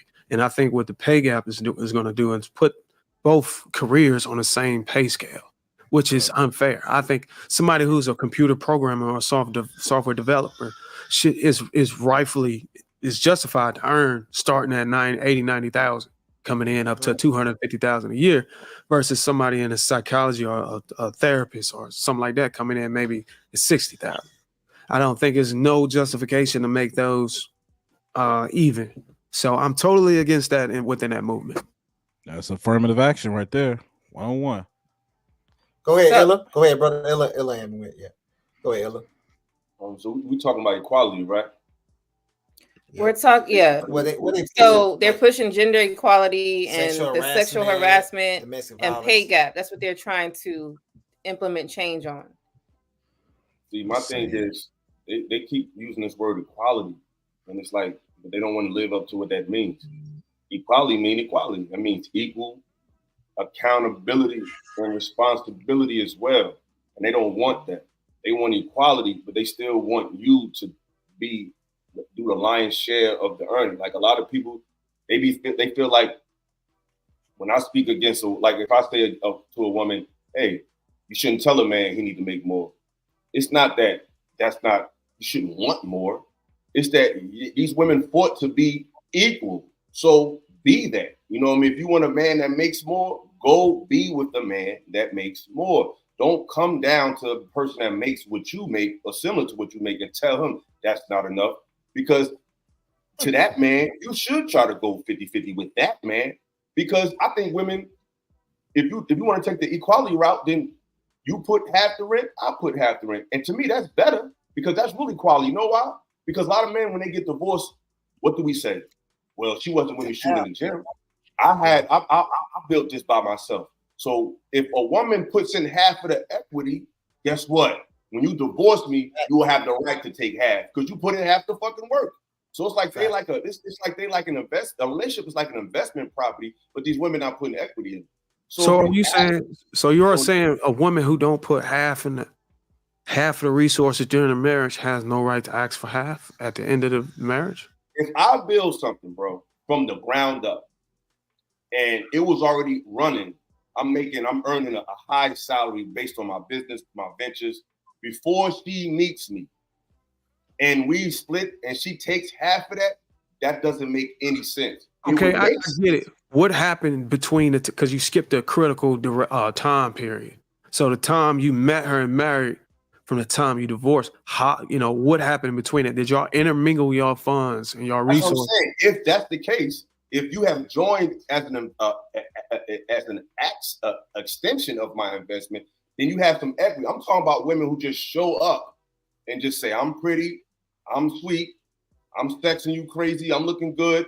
And, we fall out or he may cheat on her, whatever. And she said, okay, I want half of your income. That doesn't make sense to me. I feel like if you want half, put in half the work for if we're in the era of equality. Like if we're in a different era, then maybe that wouldn't make sense. But since we're in the accept us for who we are, equal rights era, then give it to them. So I'm losing you on the point where you said you built all your assets and resources up and you met this woman and then something happens and then she want to take half. In between the time you built the resources and assets and the time something happened, did y'all have a marriage for a certain amount of time?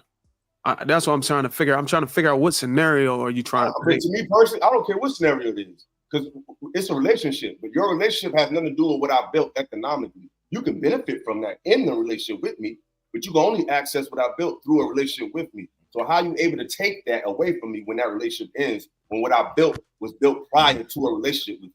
That doesn't make sense. I agree that initially coming into the table, she has no right to ask for half of your resources, but I disagree. Well, I'm not going to even say I disagree. What I will say is if I marry a woman, I'm already self-sustaining, I already have assets and resources. And she come into my life for X amount of years. And she's under me. And she's supporting, she's cooperative. And it don't work out. I personally feel like if she was dependent on me all those years, she gave me all those years, taking care of my kids, you know what I'm saying? Taking care of the house, taking care of me. I believe I'm due to her in some point, at some expense, moving forward, not for a long period of time, but if I'm sitting here, like me personally, I don't want my wife working. So there's a burden that comes with that at the end of our marriage. So question, do you think you should be compelled to have to split some of your resources with her, or that's something that you would morally? If and only if I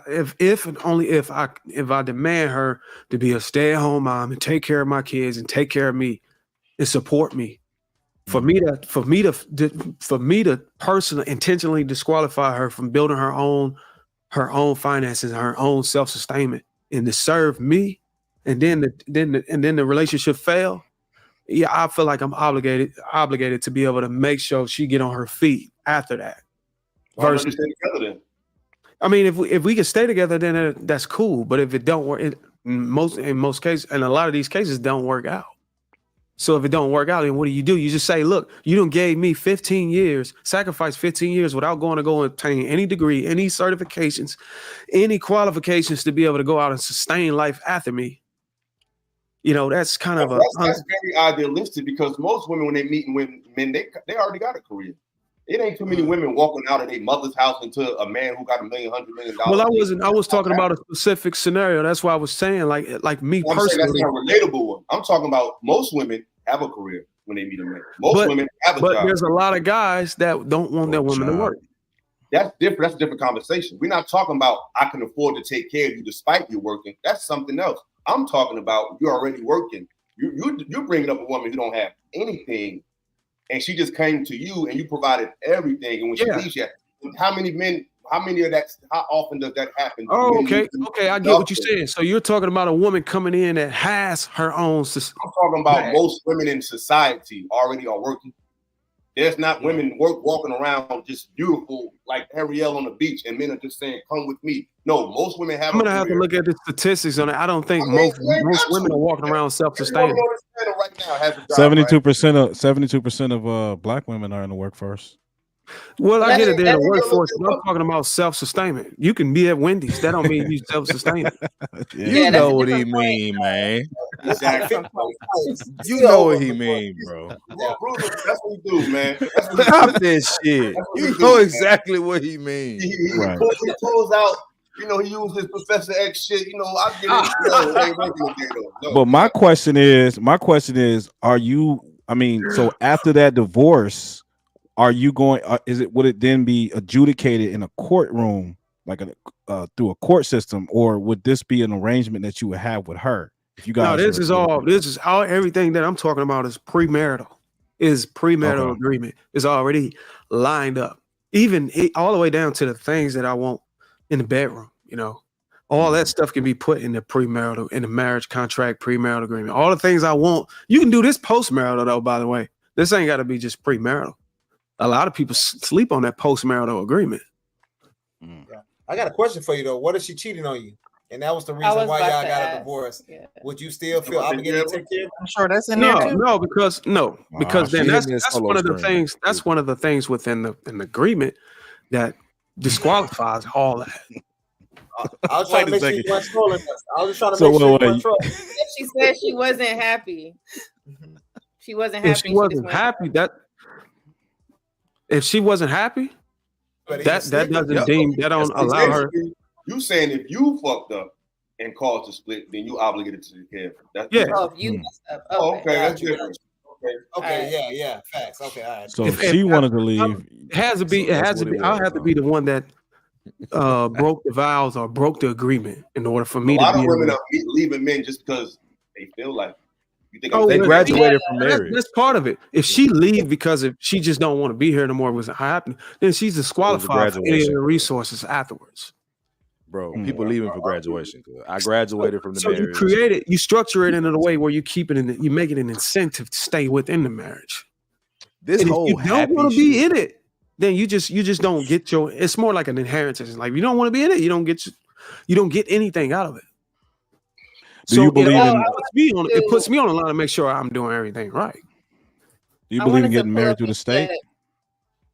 Yeah, I got married through the state. Okay.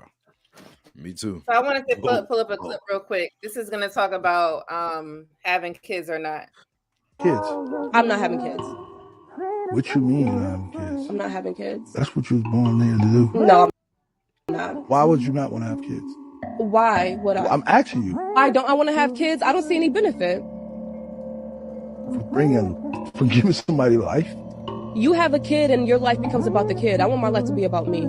Oh, you selfish. That's okay. Me. There's another. I just want to pull this up really quick. always about me. So I don't know why I never have my stuff together, y'all.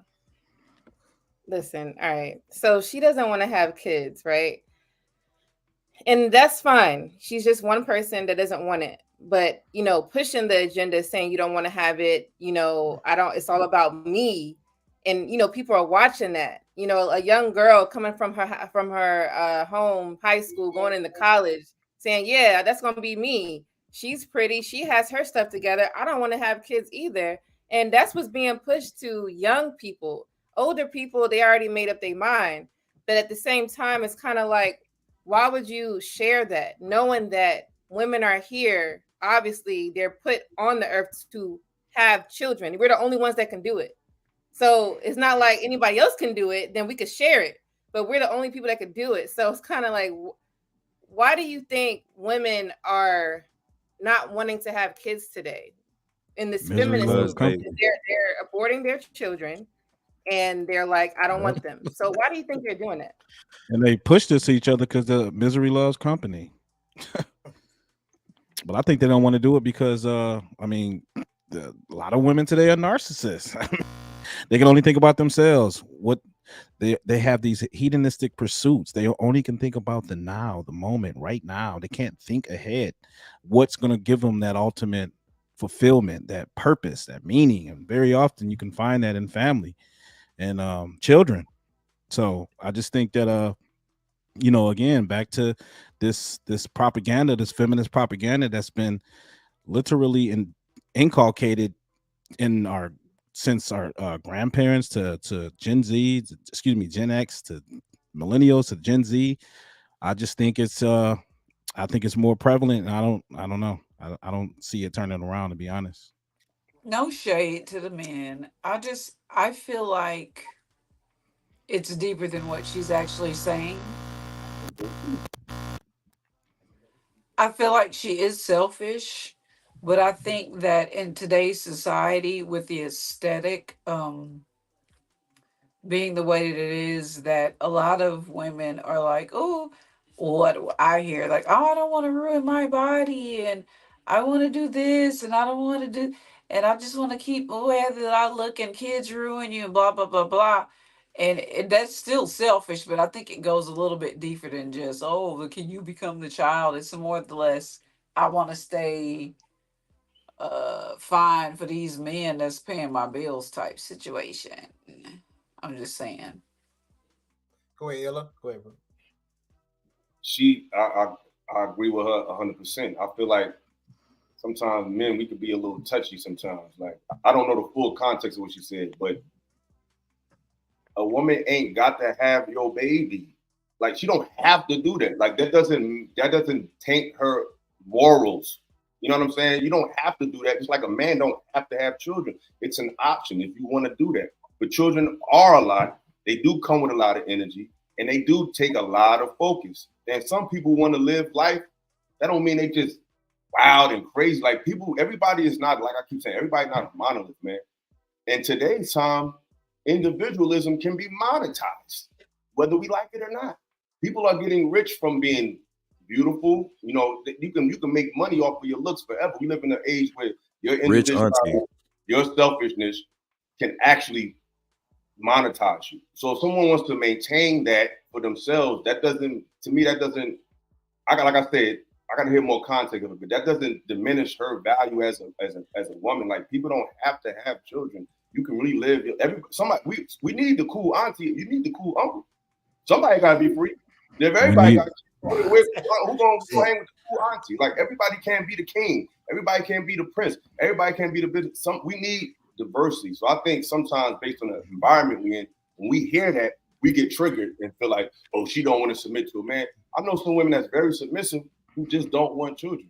And it's like, we just live in a time where you don't have to have it. Like, you can do what you want. So I feel like men need to take notes from this woman. Like I said earlier, they're living their life. We're not living our life. We're trying to figure out what's they want. Listen, I want to be happy. I don't want to have children. I don't knock a woman for that. Just treat people with respect. Just be respectful. Just respect other people. As long as you respect, you do what the hell you want to do. So this particular woman, right? I've watched her content, and I don't watch many women with content, especially on that end of the spectrum.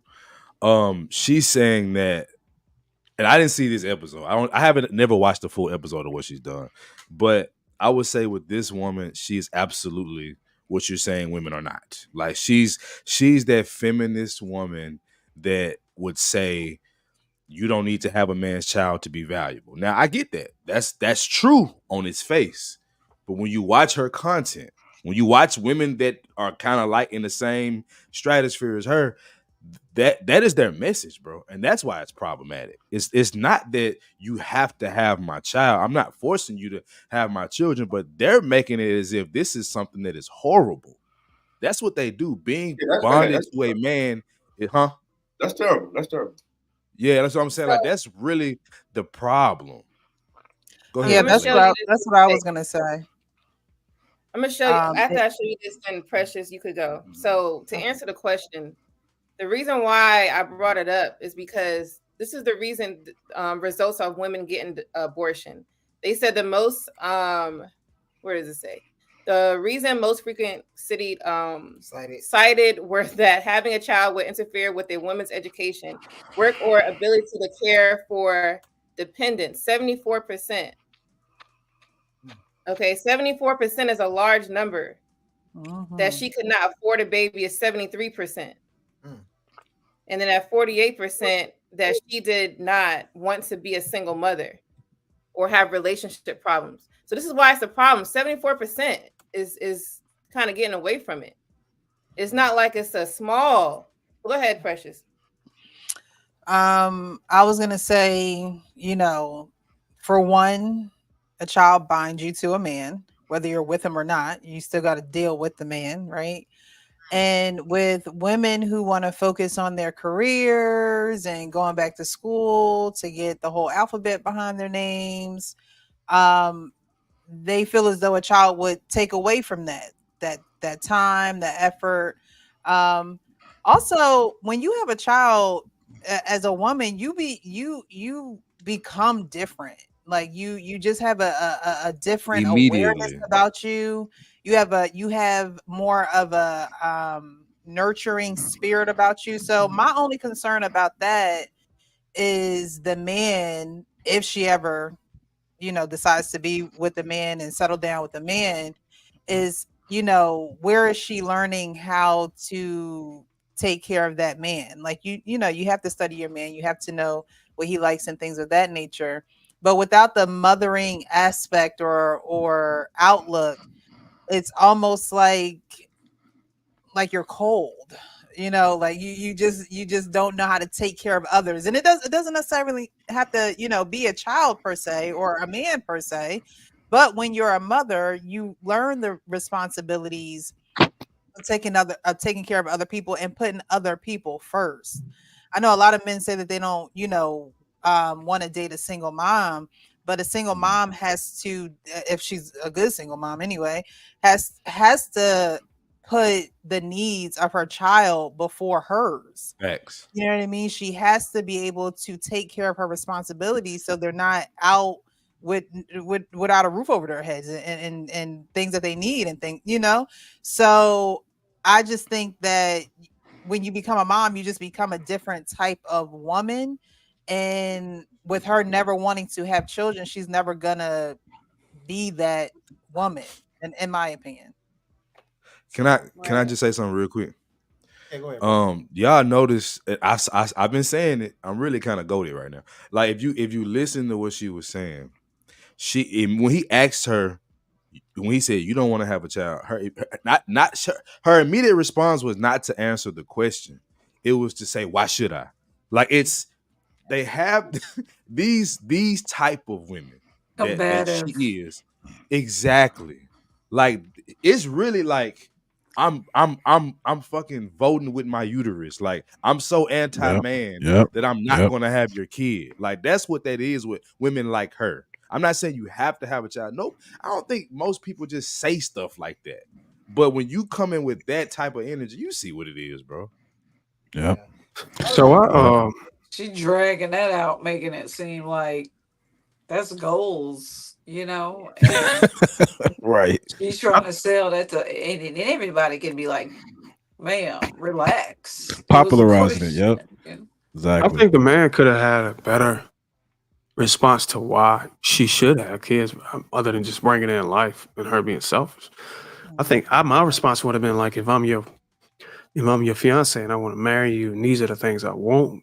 I think that's a justified reason to do it. But I don't Right. think, Bring her back I don't know into why the the conversation didn't go that way. But I do know everyone grow up valuing different things. You know, everyone grows up exposed to different morals and principles.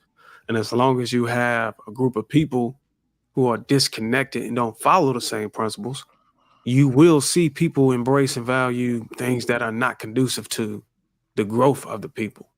You know, I've come to understand that we will run into people who deviate from the best interests of the nuclear Black family. I Exactly. also had to accept that more and more women are beginning to focus more on having control over their own lifestyle choices. So what do? I create a platform that tell men, hey, look, you need to focus on more and more on, you know, the things you want out of your lifestyle. And if women can say my body, my choice, you need to say my body, my choice, my money, my choice, my resources, my power. You need to go ahead and take back, you know, command, you know what I'm saying, so to speak. I ain't gonna go too far down that because that's gonna require somebody to post a super chat. So Yeah. with that situation, as far as that video, it's crazy. But I don't know why you would try to debate with a woman. Why? If she tells you that, you don't try to convince her, because she's not going to be a good mother. If she was to get pregnant and have a child, she's going to be the worst. Matter of fact, she might even go even far as this. Dog, you need to stop fucking on her. Because if you accidentally get her pregnant, she's going to abort that baby. Now, how's it going to make you feel emotionally and mentally? If that was to happen, knowing you wanted a child, she didn't. But if you get her pregnant, that's what her first instinct is going to be, to delete that child. Yep. Yeah, women like that, just stay away from what you have. That, and that's a good question you should have. What do you think about kids? That should be one of the tough questions you ask any lady that you take it serious or are ready to get in a relationship with. That should be the question. So we don't have this, you know, like 2 years into marriage. Now I want to start planning for kids, and she's not looking to do that, or she's doing like I forgot what. Why did I get married? And they was trying to get pregnant, but the woman was taking birth control. You're gonna have situations like that just to stay away from possibly getting pregnant. So no, guys, stay away from, once she tells you, let you know that's not in your future. And of course, fellas, if that's what you want and you want a child, yeah, you need to end that quick. Yeah. I totally agree. And I think also, not to mention, you know, with the rise of single women, they represent a new voting block now too. So and I agree with what Precious said. When a woman has a child and she's with a husband, her self-interest change. She's going to vote in the interest of her family. But what we see now, you know, women tend to vote for security and safety over freedom. As a result, let me just see, we've got limits on free speech, a bigger welfare state, restrictions on pretty much a lot of our rights as a result of this new voting block we have of single women. Yeah, I mean, I think they're voting for flexible work hours too. Oh yeah, I would be surprised. I would not be surprised. Well, I ain't got a problem with that. Let's go. Man, but ladies, I ain't gonna shoot a message. I like to say I appreciate y'all having me. The wife want me to get to BMF, and then I got to get to MF. You know what I'm saying? Y'all know what MF is. I am an MFer. So I got you. Y'all take it easy. Feel free to invite me on any of y'all panels. I will show up. I'm in the space now. I took a sabbatical or combatical, whatever the hell you call it. Whatever that is. You know, I've been drinking this shit. So y'all, I'll holler at y'all. All right, thanks for coming. Peace. But I was going to say, man, kind of what Bruiser said, like the question should be asked like, hey, do you want to be a wife type before we even talk about having kids? Because if they can't see themselves being a wife, they're definitely not going to be able to see themselves being a mom. You know, I know it's kind of a lot of confusion today's time. These younger women are trying to be a baby mama before they be a wife. But, you know what I mean? A lot of people are trying to push them away from that because they see the results. You know what I mean? So we're going to have to step up our game, because him being an older man should have asked her that question like, hey, do you want to be a wife first, rather than saying, hey, do you want to have kids? And so, because now it would have been a different question, because maybe she would have felt secure with a decent guy, a good guy. Maybe she would have wanted to have kids and stuff like that. So it's just something to think about. Yes, sir. Yeah, that's very true.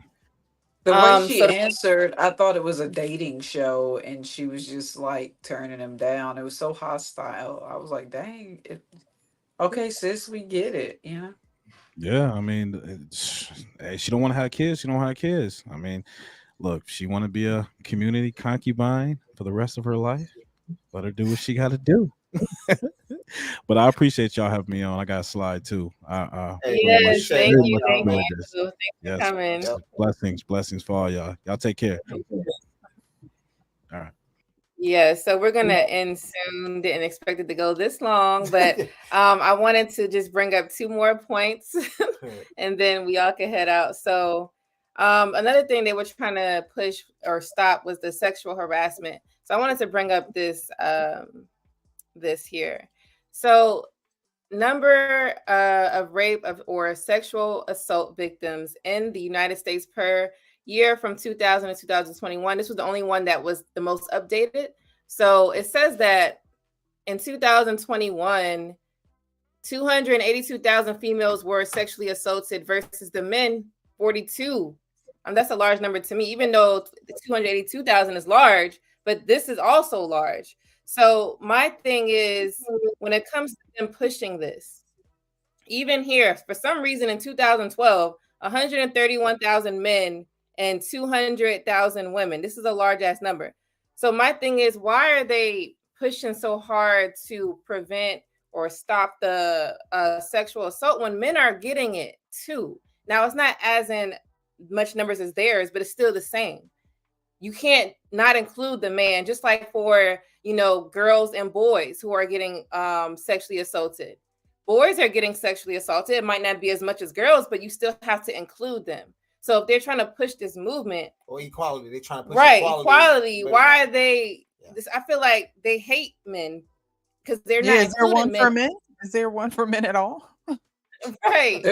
They're trying to put them in jail because they want to. I think it's, you know, when you're growing up, you're a little girl, little boy. You know, little girl says, "Oh, my brother did something to me." He didn't hit her. He didn't touch her. But they believe the little girl because she's whining and she's crying and she, you know, this, what is it? The squeaky wheel gets the grease, the oil, something like that. The louder they talk about this, the more spotlight and the more attention it's going to get. And women know that they can do that. They know that they can use that as something to get attention. With it happening more with women than men, I mean, unfortunately, that goes without saying, because there are unfortunately some horrible people out there, some men who can't control themselves or whatever the case may be, and they are allowing that ravished beast to come out of them. So I think it's more of a, you know, that going back in the day of, this is what happened to me, this is what happened to me, and sometimes it's not what happened to her. You know, I'm not one of those women that believe all women. I'm just not. So I just think it's one of those tactics where it's just like, if I say it happened, if I cry about it, if I make a lot of noise about it, then that's exactly what happened, and it just may not be the case. Yeah, I learned, Precious, what you're saying. I learned to not believe all women because I realized that they were lying. And it was people that I was close to. And I was like, wait, what? Like, I caught, like, in my head, I'm like, I just caught you lying. And then after that, I just was like, oh my gosh, a lot of them is just lying. And then you ask them, like, re-question and rephrase the question, and they say something else. And I'm like, why are y'all doing this? Like, just tell the truth. If you are wrong, you're wrong. Or if both of y'all wrong, both of y'all wrong. Why you just gotta take your whole self out of it? So it's just weird to me. Yeah, because I don't think that a man would necessarily. I don't think that a man would lie about that. So I think the male numbers are probably a little bit more accurate than the women numbers are. Or even lower. Yeah, true. Men tend to be lower. That was one of my points. I was about to say men have a tendency not to report because they don't want to seem like a victim. That's just how men think. And then the differentiation and the gap is more of the, like Lady Di was saying, some of the assaults being reported in Precious, like, where just did not happen the way they said it would happen. I saw this with my own eyes when I was 19 and I was in college. I was like, oh my God, that girl is lying. This dude about to go to jail. We have to do something.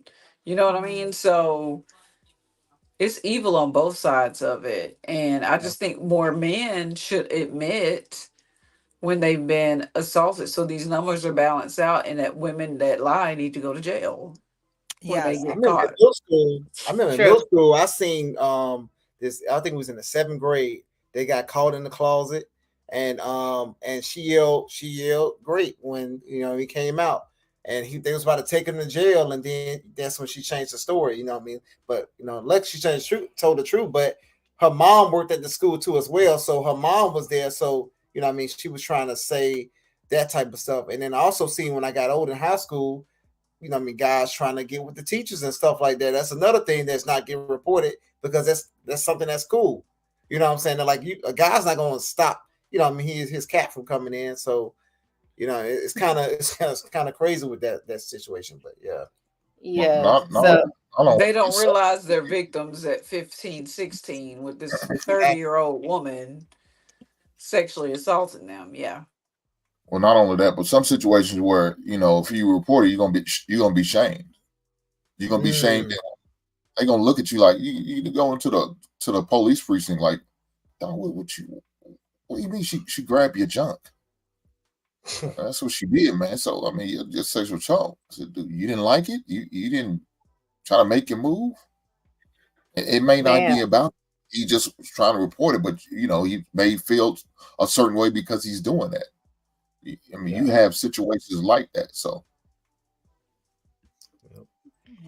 so let me get into the last part of this. So this is about the gender pay gap, guys. So y'all just check out this chart, and it's broken down by race. So a lot of times we don't really when I see people talk about this, they always say men are, getting paid more money. But this is kind of breaks it down so you can see how much people are making with education. And we got a chart without education, but we just do this one with education first. Or and then we'll probably do it. Okay, this is the one without education. So we just do the one with do the first one. So since we ain't got that much time. But y'all check that out and tell me what y'all think off first glance. Was that long enough, or y'all want to check it out again? Yeah, one more time. 20. So white men make $32 an hour, and their women make $25 an hour. This is the pay gap that they say. Black men make $25 an hour, and Hispanic men make $26 an hour, and women make $22. And Asian men make $35 an hour, and Asian women make $27. So out of first glance, what do y'all think about this? I'm gonna start identifying as an Asian man, so I because I'm feeling underpaid. There's definitely a gap between the white woman and the white man. Not very much of a gap between the black man and the black woman. Exactly. As far as the pay. And that was one of the points I was going to say. Asian man and that Asian woman, that's an $8 difference. Yeah. But we never hear Asian complaining about the pay gap. But they will complain about them clothes prices. I used to work at Macy's back in the day. Them Asians used to want to get them things for about 2 cents. Okay, it was already on sale because they cousin was making them. That's why their cousin was making. They know how much it really costs. Shoot, I used to be like, it's already on sale. How much do you want me to mark it down? Yeah, Maybe the main ones in there. But you're right. They're not. I've never heard them complain about it. Exactly. And also too, I'm gonna bring the chart back up. I'm gonna show you something else that I seen, right? So let me add D. What's going on, brother? I am in horrible lighting. You good. I'm in need of a whiskey. I'm in need of a cigar. I'm just glad my wife is with me after seeing a lot of the shenanigans that y'all had played. Listen, I think I'm gonna take a sip of whiskey for y'all too. Jeez. Take a Damn. And, this is from 2015, so this is one of the I know that it changed, but it's just to kind of show something. In 2015, this is what was going on, right? So if you look at it, right, they say that that women make more money than men make more money than women, but if you look at it, black men make less, make the same as white women. But no, we don't hear our women or men period talking about a pay gap in that. Asian women actually make more money than us, right? So but we love to, you know what I mean, that's why I was going to get on black women. Like, why would you want to be a feminist when it's not in your best regard? Your men are suffering too as well with you, and it's only a $2 difference between us and you. So why would you want to get on that boat with them when we both are struggling? We're in the same fucking boat. So let me play this clip. I was looking real quick, like back up. The numbers for African Americans are low in general. Yeah. Like compared to everybody else except for Hispanic women. Hispanic women. Mm-hmm. Yeah, so that's a whole community problem at this point, like that. Exactly. But you know, we divisive. Yeah, we fight against one another rather than looking at the stats and saying like, "Hey, we both are getting screwed." You know exactly. What I mean? So let me play this clip real quick. Black feminist, capital B, capital F. I'm unapologetically black and I'm unapologetically a feminist. And look, depending on what circles you're in, it's hard to be both those things at the same time. But I think that being both those things is the thing that will save us. There is a truth telling that happens at that nexus of blackness and feminism, at that space of having to work twice as hard to get half as far, which is a black proverb, and at that space of knowing that so often you can be the dopest chick in the room and they'll give it to the mediocre white man in the room. Putting those things together gives you a clarity and a vision about where we can go if we stop oppressing black folks and women and gender non-conforming folk. And so black feminism taught me that, and I think it can teach you that too.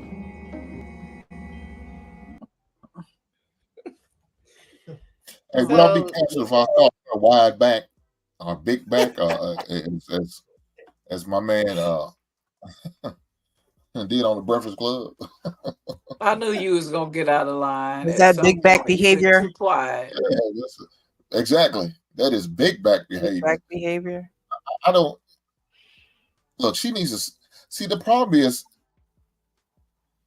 they forget about us as a collective black man. How about we just be on one side? When we fought together, we was at our best. When we had a common enemy, the white man, we was at our best. We was on the same side. We fought many wars. We got a lot of shit accomplished.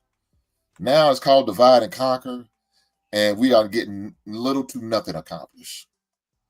We got to get back on the same page, for black folks. We got to. Yeah. I second that. Hank for president. Who put that music in there? Was that y'all added that? That's me. That was a horror movie. It was pure horror. I was like, okay. I liked it though. Thought I'd throw that in there. Thank you. Thank you, Marriage Politics, for the super chat. Eve was Eve was seduced by the serpent. No, I said play it right quick, please.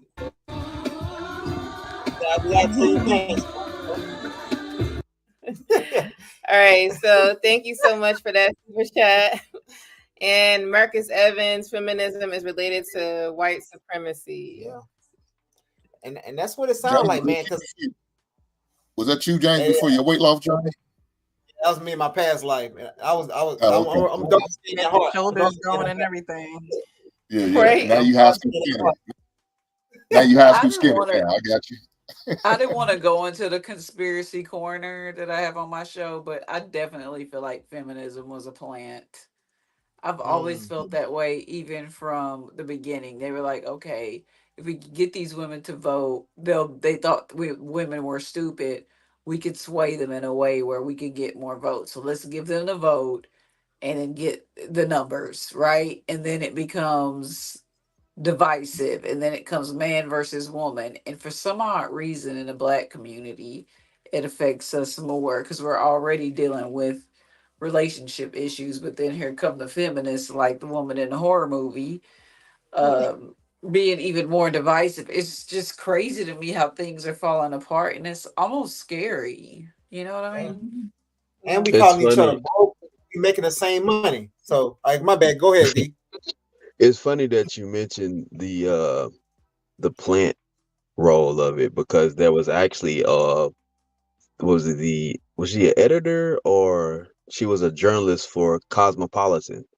Oh yeah. Sue Ellen, that comes out and she tells this whole narrative, of how they got the women to understand it. As I say, during a time like that where, certain words had its power.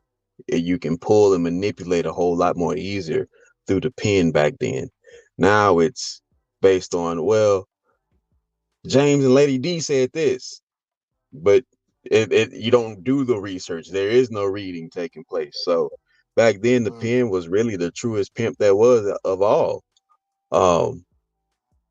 So that whole plant business was definitely by design. And I had to talk with some people the other day as into, America only cares about two subjects, and that's the P&L, profit and loss. This is a business. This is not a nation. They don't care about its people. Hell, they don't care about their own. They will spit in each other's face and shake hands long as a dollar is coming back on the back end. They'll keep up the facade as long as there's something coming in on the back end. But we get caught up, and this is why, like, these ploys take place, because all you have to do is trigger somebody's emotional position. You find out where that button is going to work. You manipulate the shit out of that button, and you try to break that son of a bitch, and then all you got to do is sit there and watch the damn thing be on automation after that. They gonna give you all their money. They gonna give you all their time, and you don't have to say anything but, oh, you strong, you beautiful, you bold, but you gonna go back broke, busted, and disgusted. No retirement, no legacy with anything to have to hold on to. You leaving them with debt. You dead and gone. And and your biggest fears was you didn't want Junior to walk up to your grave like, hey, Papa, hey, that Lamborghini, that black one you wanted, I got it. That's why you didn't want to sacrifice. Because you didn't want to be the one without the black Lamborghini. So this is all this. They figured it out, and I got to give them credit for having that master plan of manipulation and sticking to it, and finding the subjects that were willing to continuously throw themselves on the sword to make sure that their plan worked. Because if we didn't give them any subjects, there wouldn't be a subject. And the people that they sacrificed to get the point across were some of their own. So that should tell you right there that it was they don't really nothing but care a about us. business move. Michael Jackson been trying to tell us for years. That's why they finally got him. They don't care. They don't really care about us. Right. and man, and that's why, man, and because I always was confused about what we fighting about. Like when the feminist movement, they was talking about equality and all that type of stuff, we wasn't getting treated equally none of that time. You know what I'm saying? Like I'm from Alabama, goddamn. So they had dogs. I seen all the videos. They had dogs and stuff like that. And you remember the girls that got killed in the church down there and stuff. I used to go there and stuff like that. It's like you seen us not getting treated equally none of these years. Now all of a sudden we get a job. Now we hate each other. You need to make more money, but I'm making exactly the same money you making. Like it's ridiculous how we viewing it, and we say we need black feminism. And I know it was the one that was like sexual assault. Black men are the least of all men to sexual abusive. You know what I'm saying? So we don't really need black feminism, but a lot of us are, you know what I mean, accepting these ways, and rather us that build like Chinatown and like these different communities that these other people have, we'll rather fight each other rather than just coming together and say, hey, this is the plan, this is the deal. We're not going to go on as many vacations. We're going to have the budget. We're going to have these amount of kids. We're going to build something together, and then this is what we're going to do. Boom. Simple shit. But we just going to continue. But now we're going to continue to fight and just say, hey, you ain't doing as much as me, and you're bad. Because in community, because no, go ahead. I was going to say it's crazy because women are very cliquish. You know, they follow the crowd. So click with us. Right. Like Hank was saying, you know, why can't we all be in one, you know, arena fighting together as opposed to, you know, us trying to fight other people's wars? Like we need to stick together ourselves. Cause like you said, James, we ain't never been treated equally. So what you looking for now? Like what standard are you putting yourself on that other people don't see that you're on? And what exactly are you fighting for when you're fighting against the man that looks like you? Yeah. The problem with that is, you know, It ain't we none had of a us equal. we had a in the divine country. understanding. We had a divine understanding that family was the strongest aspect of community. And this is why when we were growing up, grandma, auntie, cousin was all on the same block.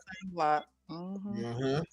And so in that, when it came to being in the community, it was family, it was easier to give up that service and servitude, that gratitude, that servitude, that sacrifice and servitude it came without effort. It was effortless, right? And we've gotten to a point where everybody wants, oh, we got to get the Black Wall Street. You're like, you're not willing to make the sacrifice and not willing to be of servitude or what them people was willing to achieve. Yeah. You want instant return. You want to come in and say, well, I got $5, Hink. Come on, brother. Give me $5 million in 2 weeks. And then the Hink gonna say to me, well, I hope you got a titanium shovel to go ahead and get El Chapo up out that prison that he is in Colorado. Because ain't no other realistic way this is gonna work. Right? Yeah. But we've gotten to this point where also bullshit has been incentivized so much in recent times that people are not willing to be in cognitive positions to do the right thing for the right reason. It's, I want to be incentivized for being a blatant ass, even if I have to show my naked ass. Because $5 from the internet is much more pleasurable than 500,000 through having a core plan that you consistently work for the betterment of self, family, and then community. Yeah. Yep. So, but yeah, but Sanoya, man, she said exactly. Now we have black women talking like they couldn't work before feminism. That's a lie. Black women been working in America since we left the plantation. Exactly. Like after the plantation, they was maids. And it's like this is what us being in this society. Men, we had the short end of stick, and our women too. So it makes more sense for us to come together. But that's why I was like, when we was making this show, I was just like, I was looking at what the feminists are fighting against and stuff, and I was looking like, why would our women need to be in there? And then I just never see anything like the reason why they need to. So, and it's really because, you know, when women started working, they were working in the home, and then they want to work outside the home because they don't want to help raise their family. And it was weird because who else gonna take care of them kids? Like, you wanted them, you had them, so you should at least the first couple years be their support. No, they don't want to do none of that. They just want to take it all out. And then here comes the feminist movement pushing out, don't be at home You do what you want to do. Don't raise your family. Go make more money. And it's like taking everything away from what it was supposed to be. And that's what I see what's happening. There's really no like logical agenda except just to tear the family apart. When we could just rest where we are, you know, what we're in. For the ones that want to get married, you know, or want to have kids, do that. But why are you trying to say that what we're doing is bad? Like, we're not doing nothing wrong. We over That's here hateful. doing right. Like, it's not a bad thing, but you're taking like, no, you know, slash all that. So that's just weird. I just want to say this for the chat because it's the history teacher in me. I have to say it. After Reconstruction and when Black people during Jim Crow, it actually was a lot easier for a Black woman to get a job. And they weren't hiring Black men like that. They were afraid of Black men.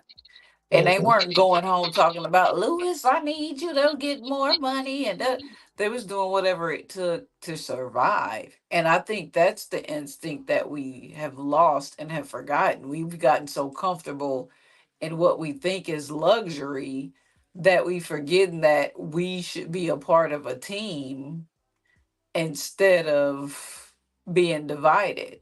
Because once upon a time, a Black man couldn't get hired anywhere, but Black women could be maids. You know what I mean? They let Bessie and them go in and cook and clean up after their children, and meanwhile the Black men were getting turned down left and right until like the Industrial Revolution, when they were like, all right, go ahead in coal mines where it's dangerous and you could die. You know what I mean? So, but we made it through all that, built wealth. Obviously, it got blown up and taken away. But my think about it is, we were a strong enough race to once upon a time get through all of these hurdles that they put in front of us on purpose. And now that we're at a point where we actually can be free, we don't even like each other, and that just makes me so sad. What did Martin Luther King say? I fear is as though I may have walked my people into a burning building. Yeah, man. So I'm gonna go on that one, man. I just love to see my people up here when we come together and we share knowledge. It is so beneficial. I wish we would start having more open book clubs and get back to having more strong panels that were discussing more innovative stuff. Like the other day, I kind of pushed the limit with some brothers talking about George Washington Carver. And a lot of people didn't know that George Washington Carver is solely responsible for 1,000+ inventions that we use today. So when people hear George Washington Carver, they go to peanut butter. Peanut butter. Rightfully so. Out of Right? all the stuff he did not Right. invent no peanut butter. So, you know, not to know that, you know, he was also good friends with Henry Ford. A lot of people didn't know that as well. And so we came across the idea, because of the multi-genius that he was, we made some comparison to Hotep. If you know anything about him, he was also a multi-genius. And a good friend of mine named Myron Magnus, he's also on YouTube. Myron came to the idea that he believes thoroughly, he just won't let it go. He is convicted that he believes that George Washington Carver is a descendant of Hotep. And he believed that the people who adopted him understood that, and that's why they had him castrated as a kid. So I'm like, you know, it's a strong possibility. However, we don't know who his parents are and what hells and high waters we have to go through to find that out. And then also have that be reminded to those that may be related to him that this is the greatness of your lineage that you really come from. So, or to find out and be taken out because you found out. that gives new meanings to fuck around and find out, right? Right. So listen, man, I love y'all. Go ahead and get this woman in the house. Say hi, wife. Hi, wife. That's right. Hello. All right, y'all. Y'all be good. All right, thanks for coming. All right, everybody. Thank y'all so much, man. Appreciate y'all. Thanks for having us. Sure. Thank you. This ain't supposed to go this long, guys. So sorry, man. I owe y'all one. I owe everybody one. So yeah, man. Listen, I hate being on long panels, and I'm like, God damn it. It was just the conversation was going, so I was like, I don't want to stop this. So it was a great show. It was really good. Yeah, everybody for actually coming in and stuff. I will do this again maybe in a month from now, but we're going to talk again on some other heavy topic. So thank you so much for stopping by. Thank you. Thank you for having me. You guys. Thank you. All right, y'all. So I haven't, you know, I haven't done a panel like this. Like I what is it? Created a live for people to come and speak. This is my first time actually doing that. I'm on panels all the time, but I've never created my own. So I appreciate everyone who was going to stop by but that couldn't make it, and the ones who did. It was definitely a full house.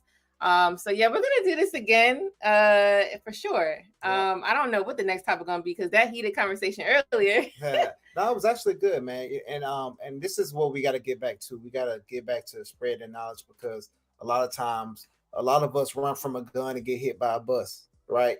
And I was one of those people and stuff like that too, as well. And some of the things that I was taught now, it could be wrong. You know what I'm saying? So we just got to be willing to learn and be willing to share information, and stop thinking that we know it all, because a lot of times we don't, even myself included in that. You know what I mean? So we just got to be, man, having open ears and be respectful of one another, man, and let's spread this knowledge, man, because we have to make it together. I don't see why our sisters will buy into this idea, but hopefully a lot of, if y'all send them clips of this video and have them look at this and share this information, hopefully you can change some of the women and they can understand the agenda that's being placed on them.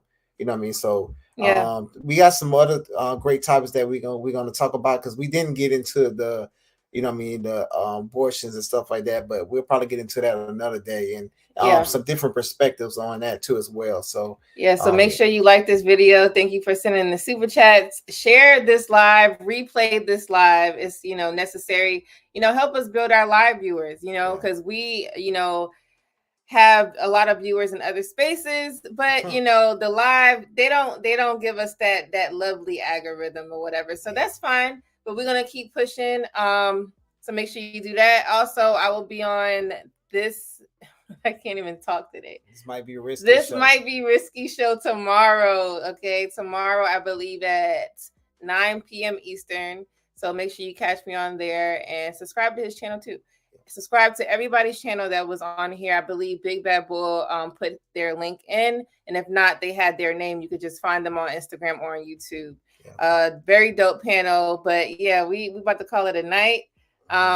We are gonna be live on Saturdays. That's where me and James are live, normally by ourselves. But if you guys want to join us, you can, and we'll go from there, you guys. So thank you so much. All right, y'all. Peace.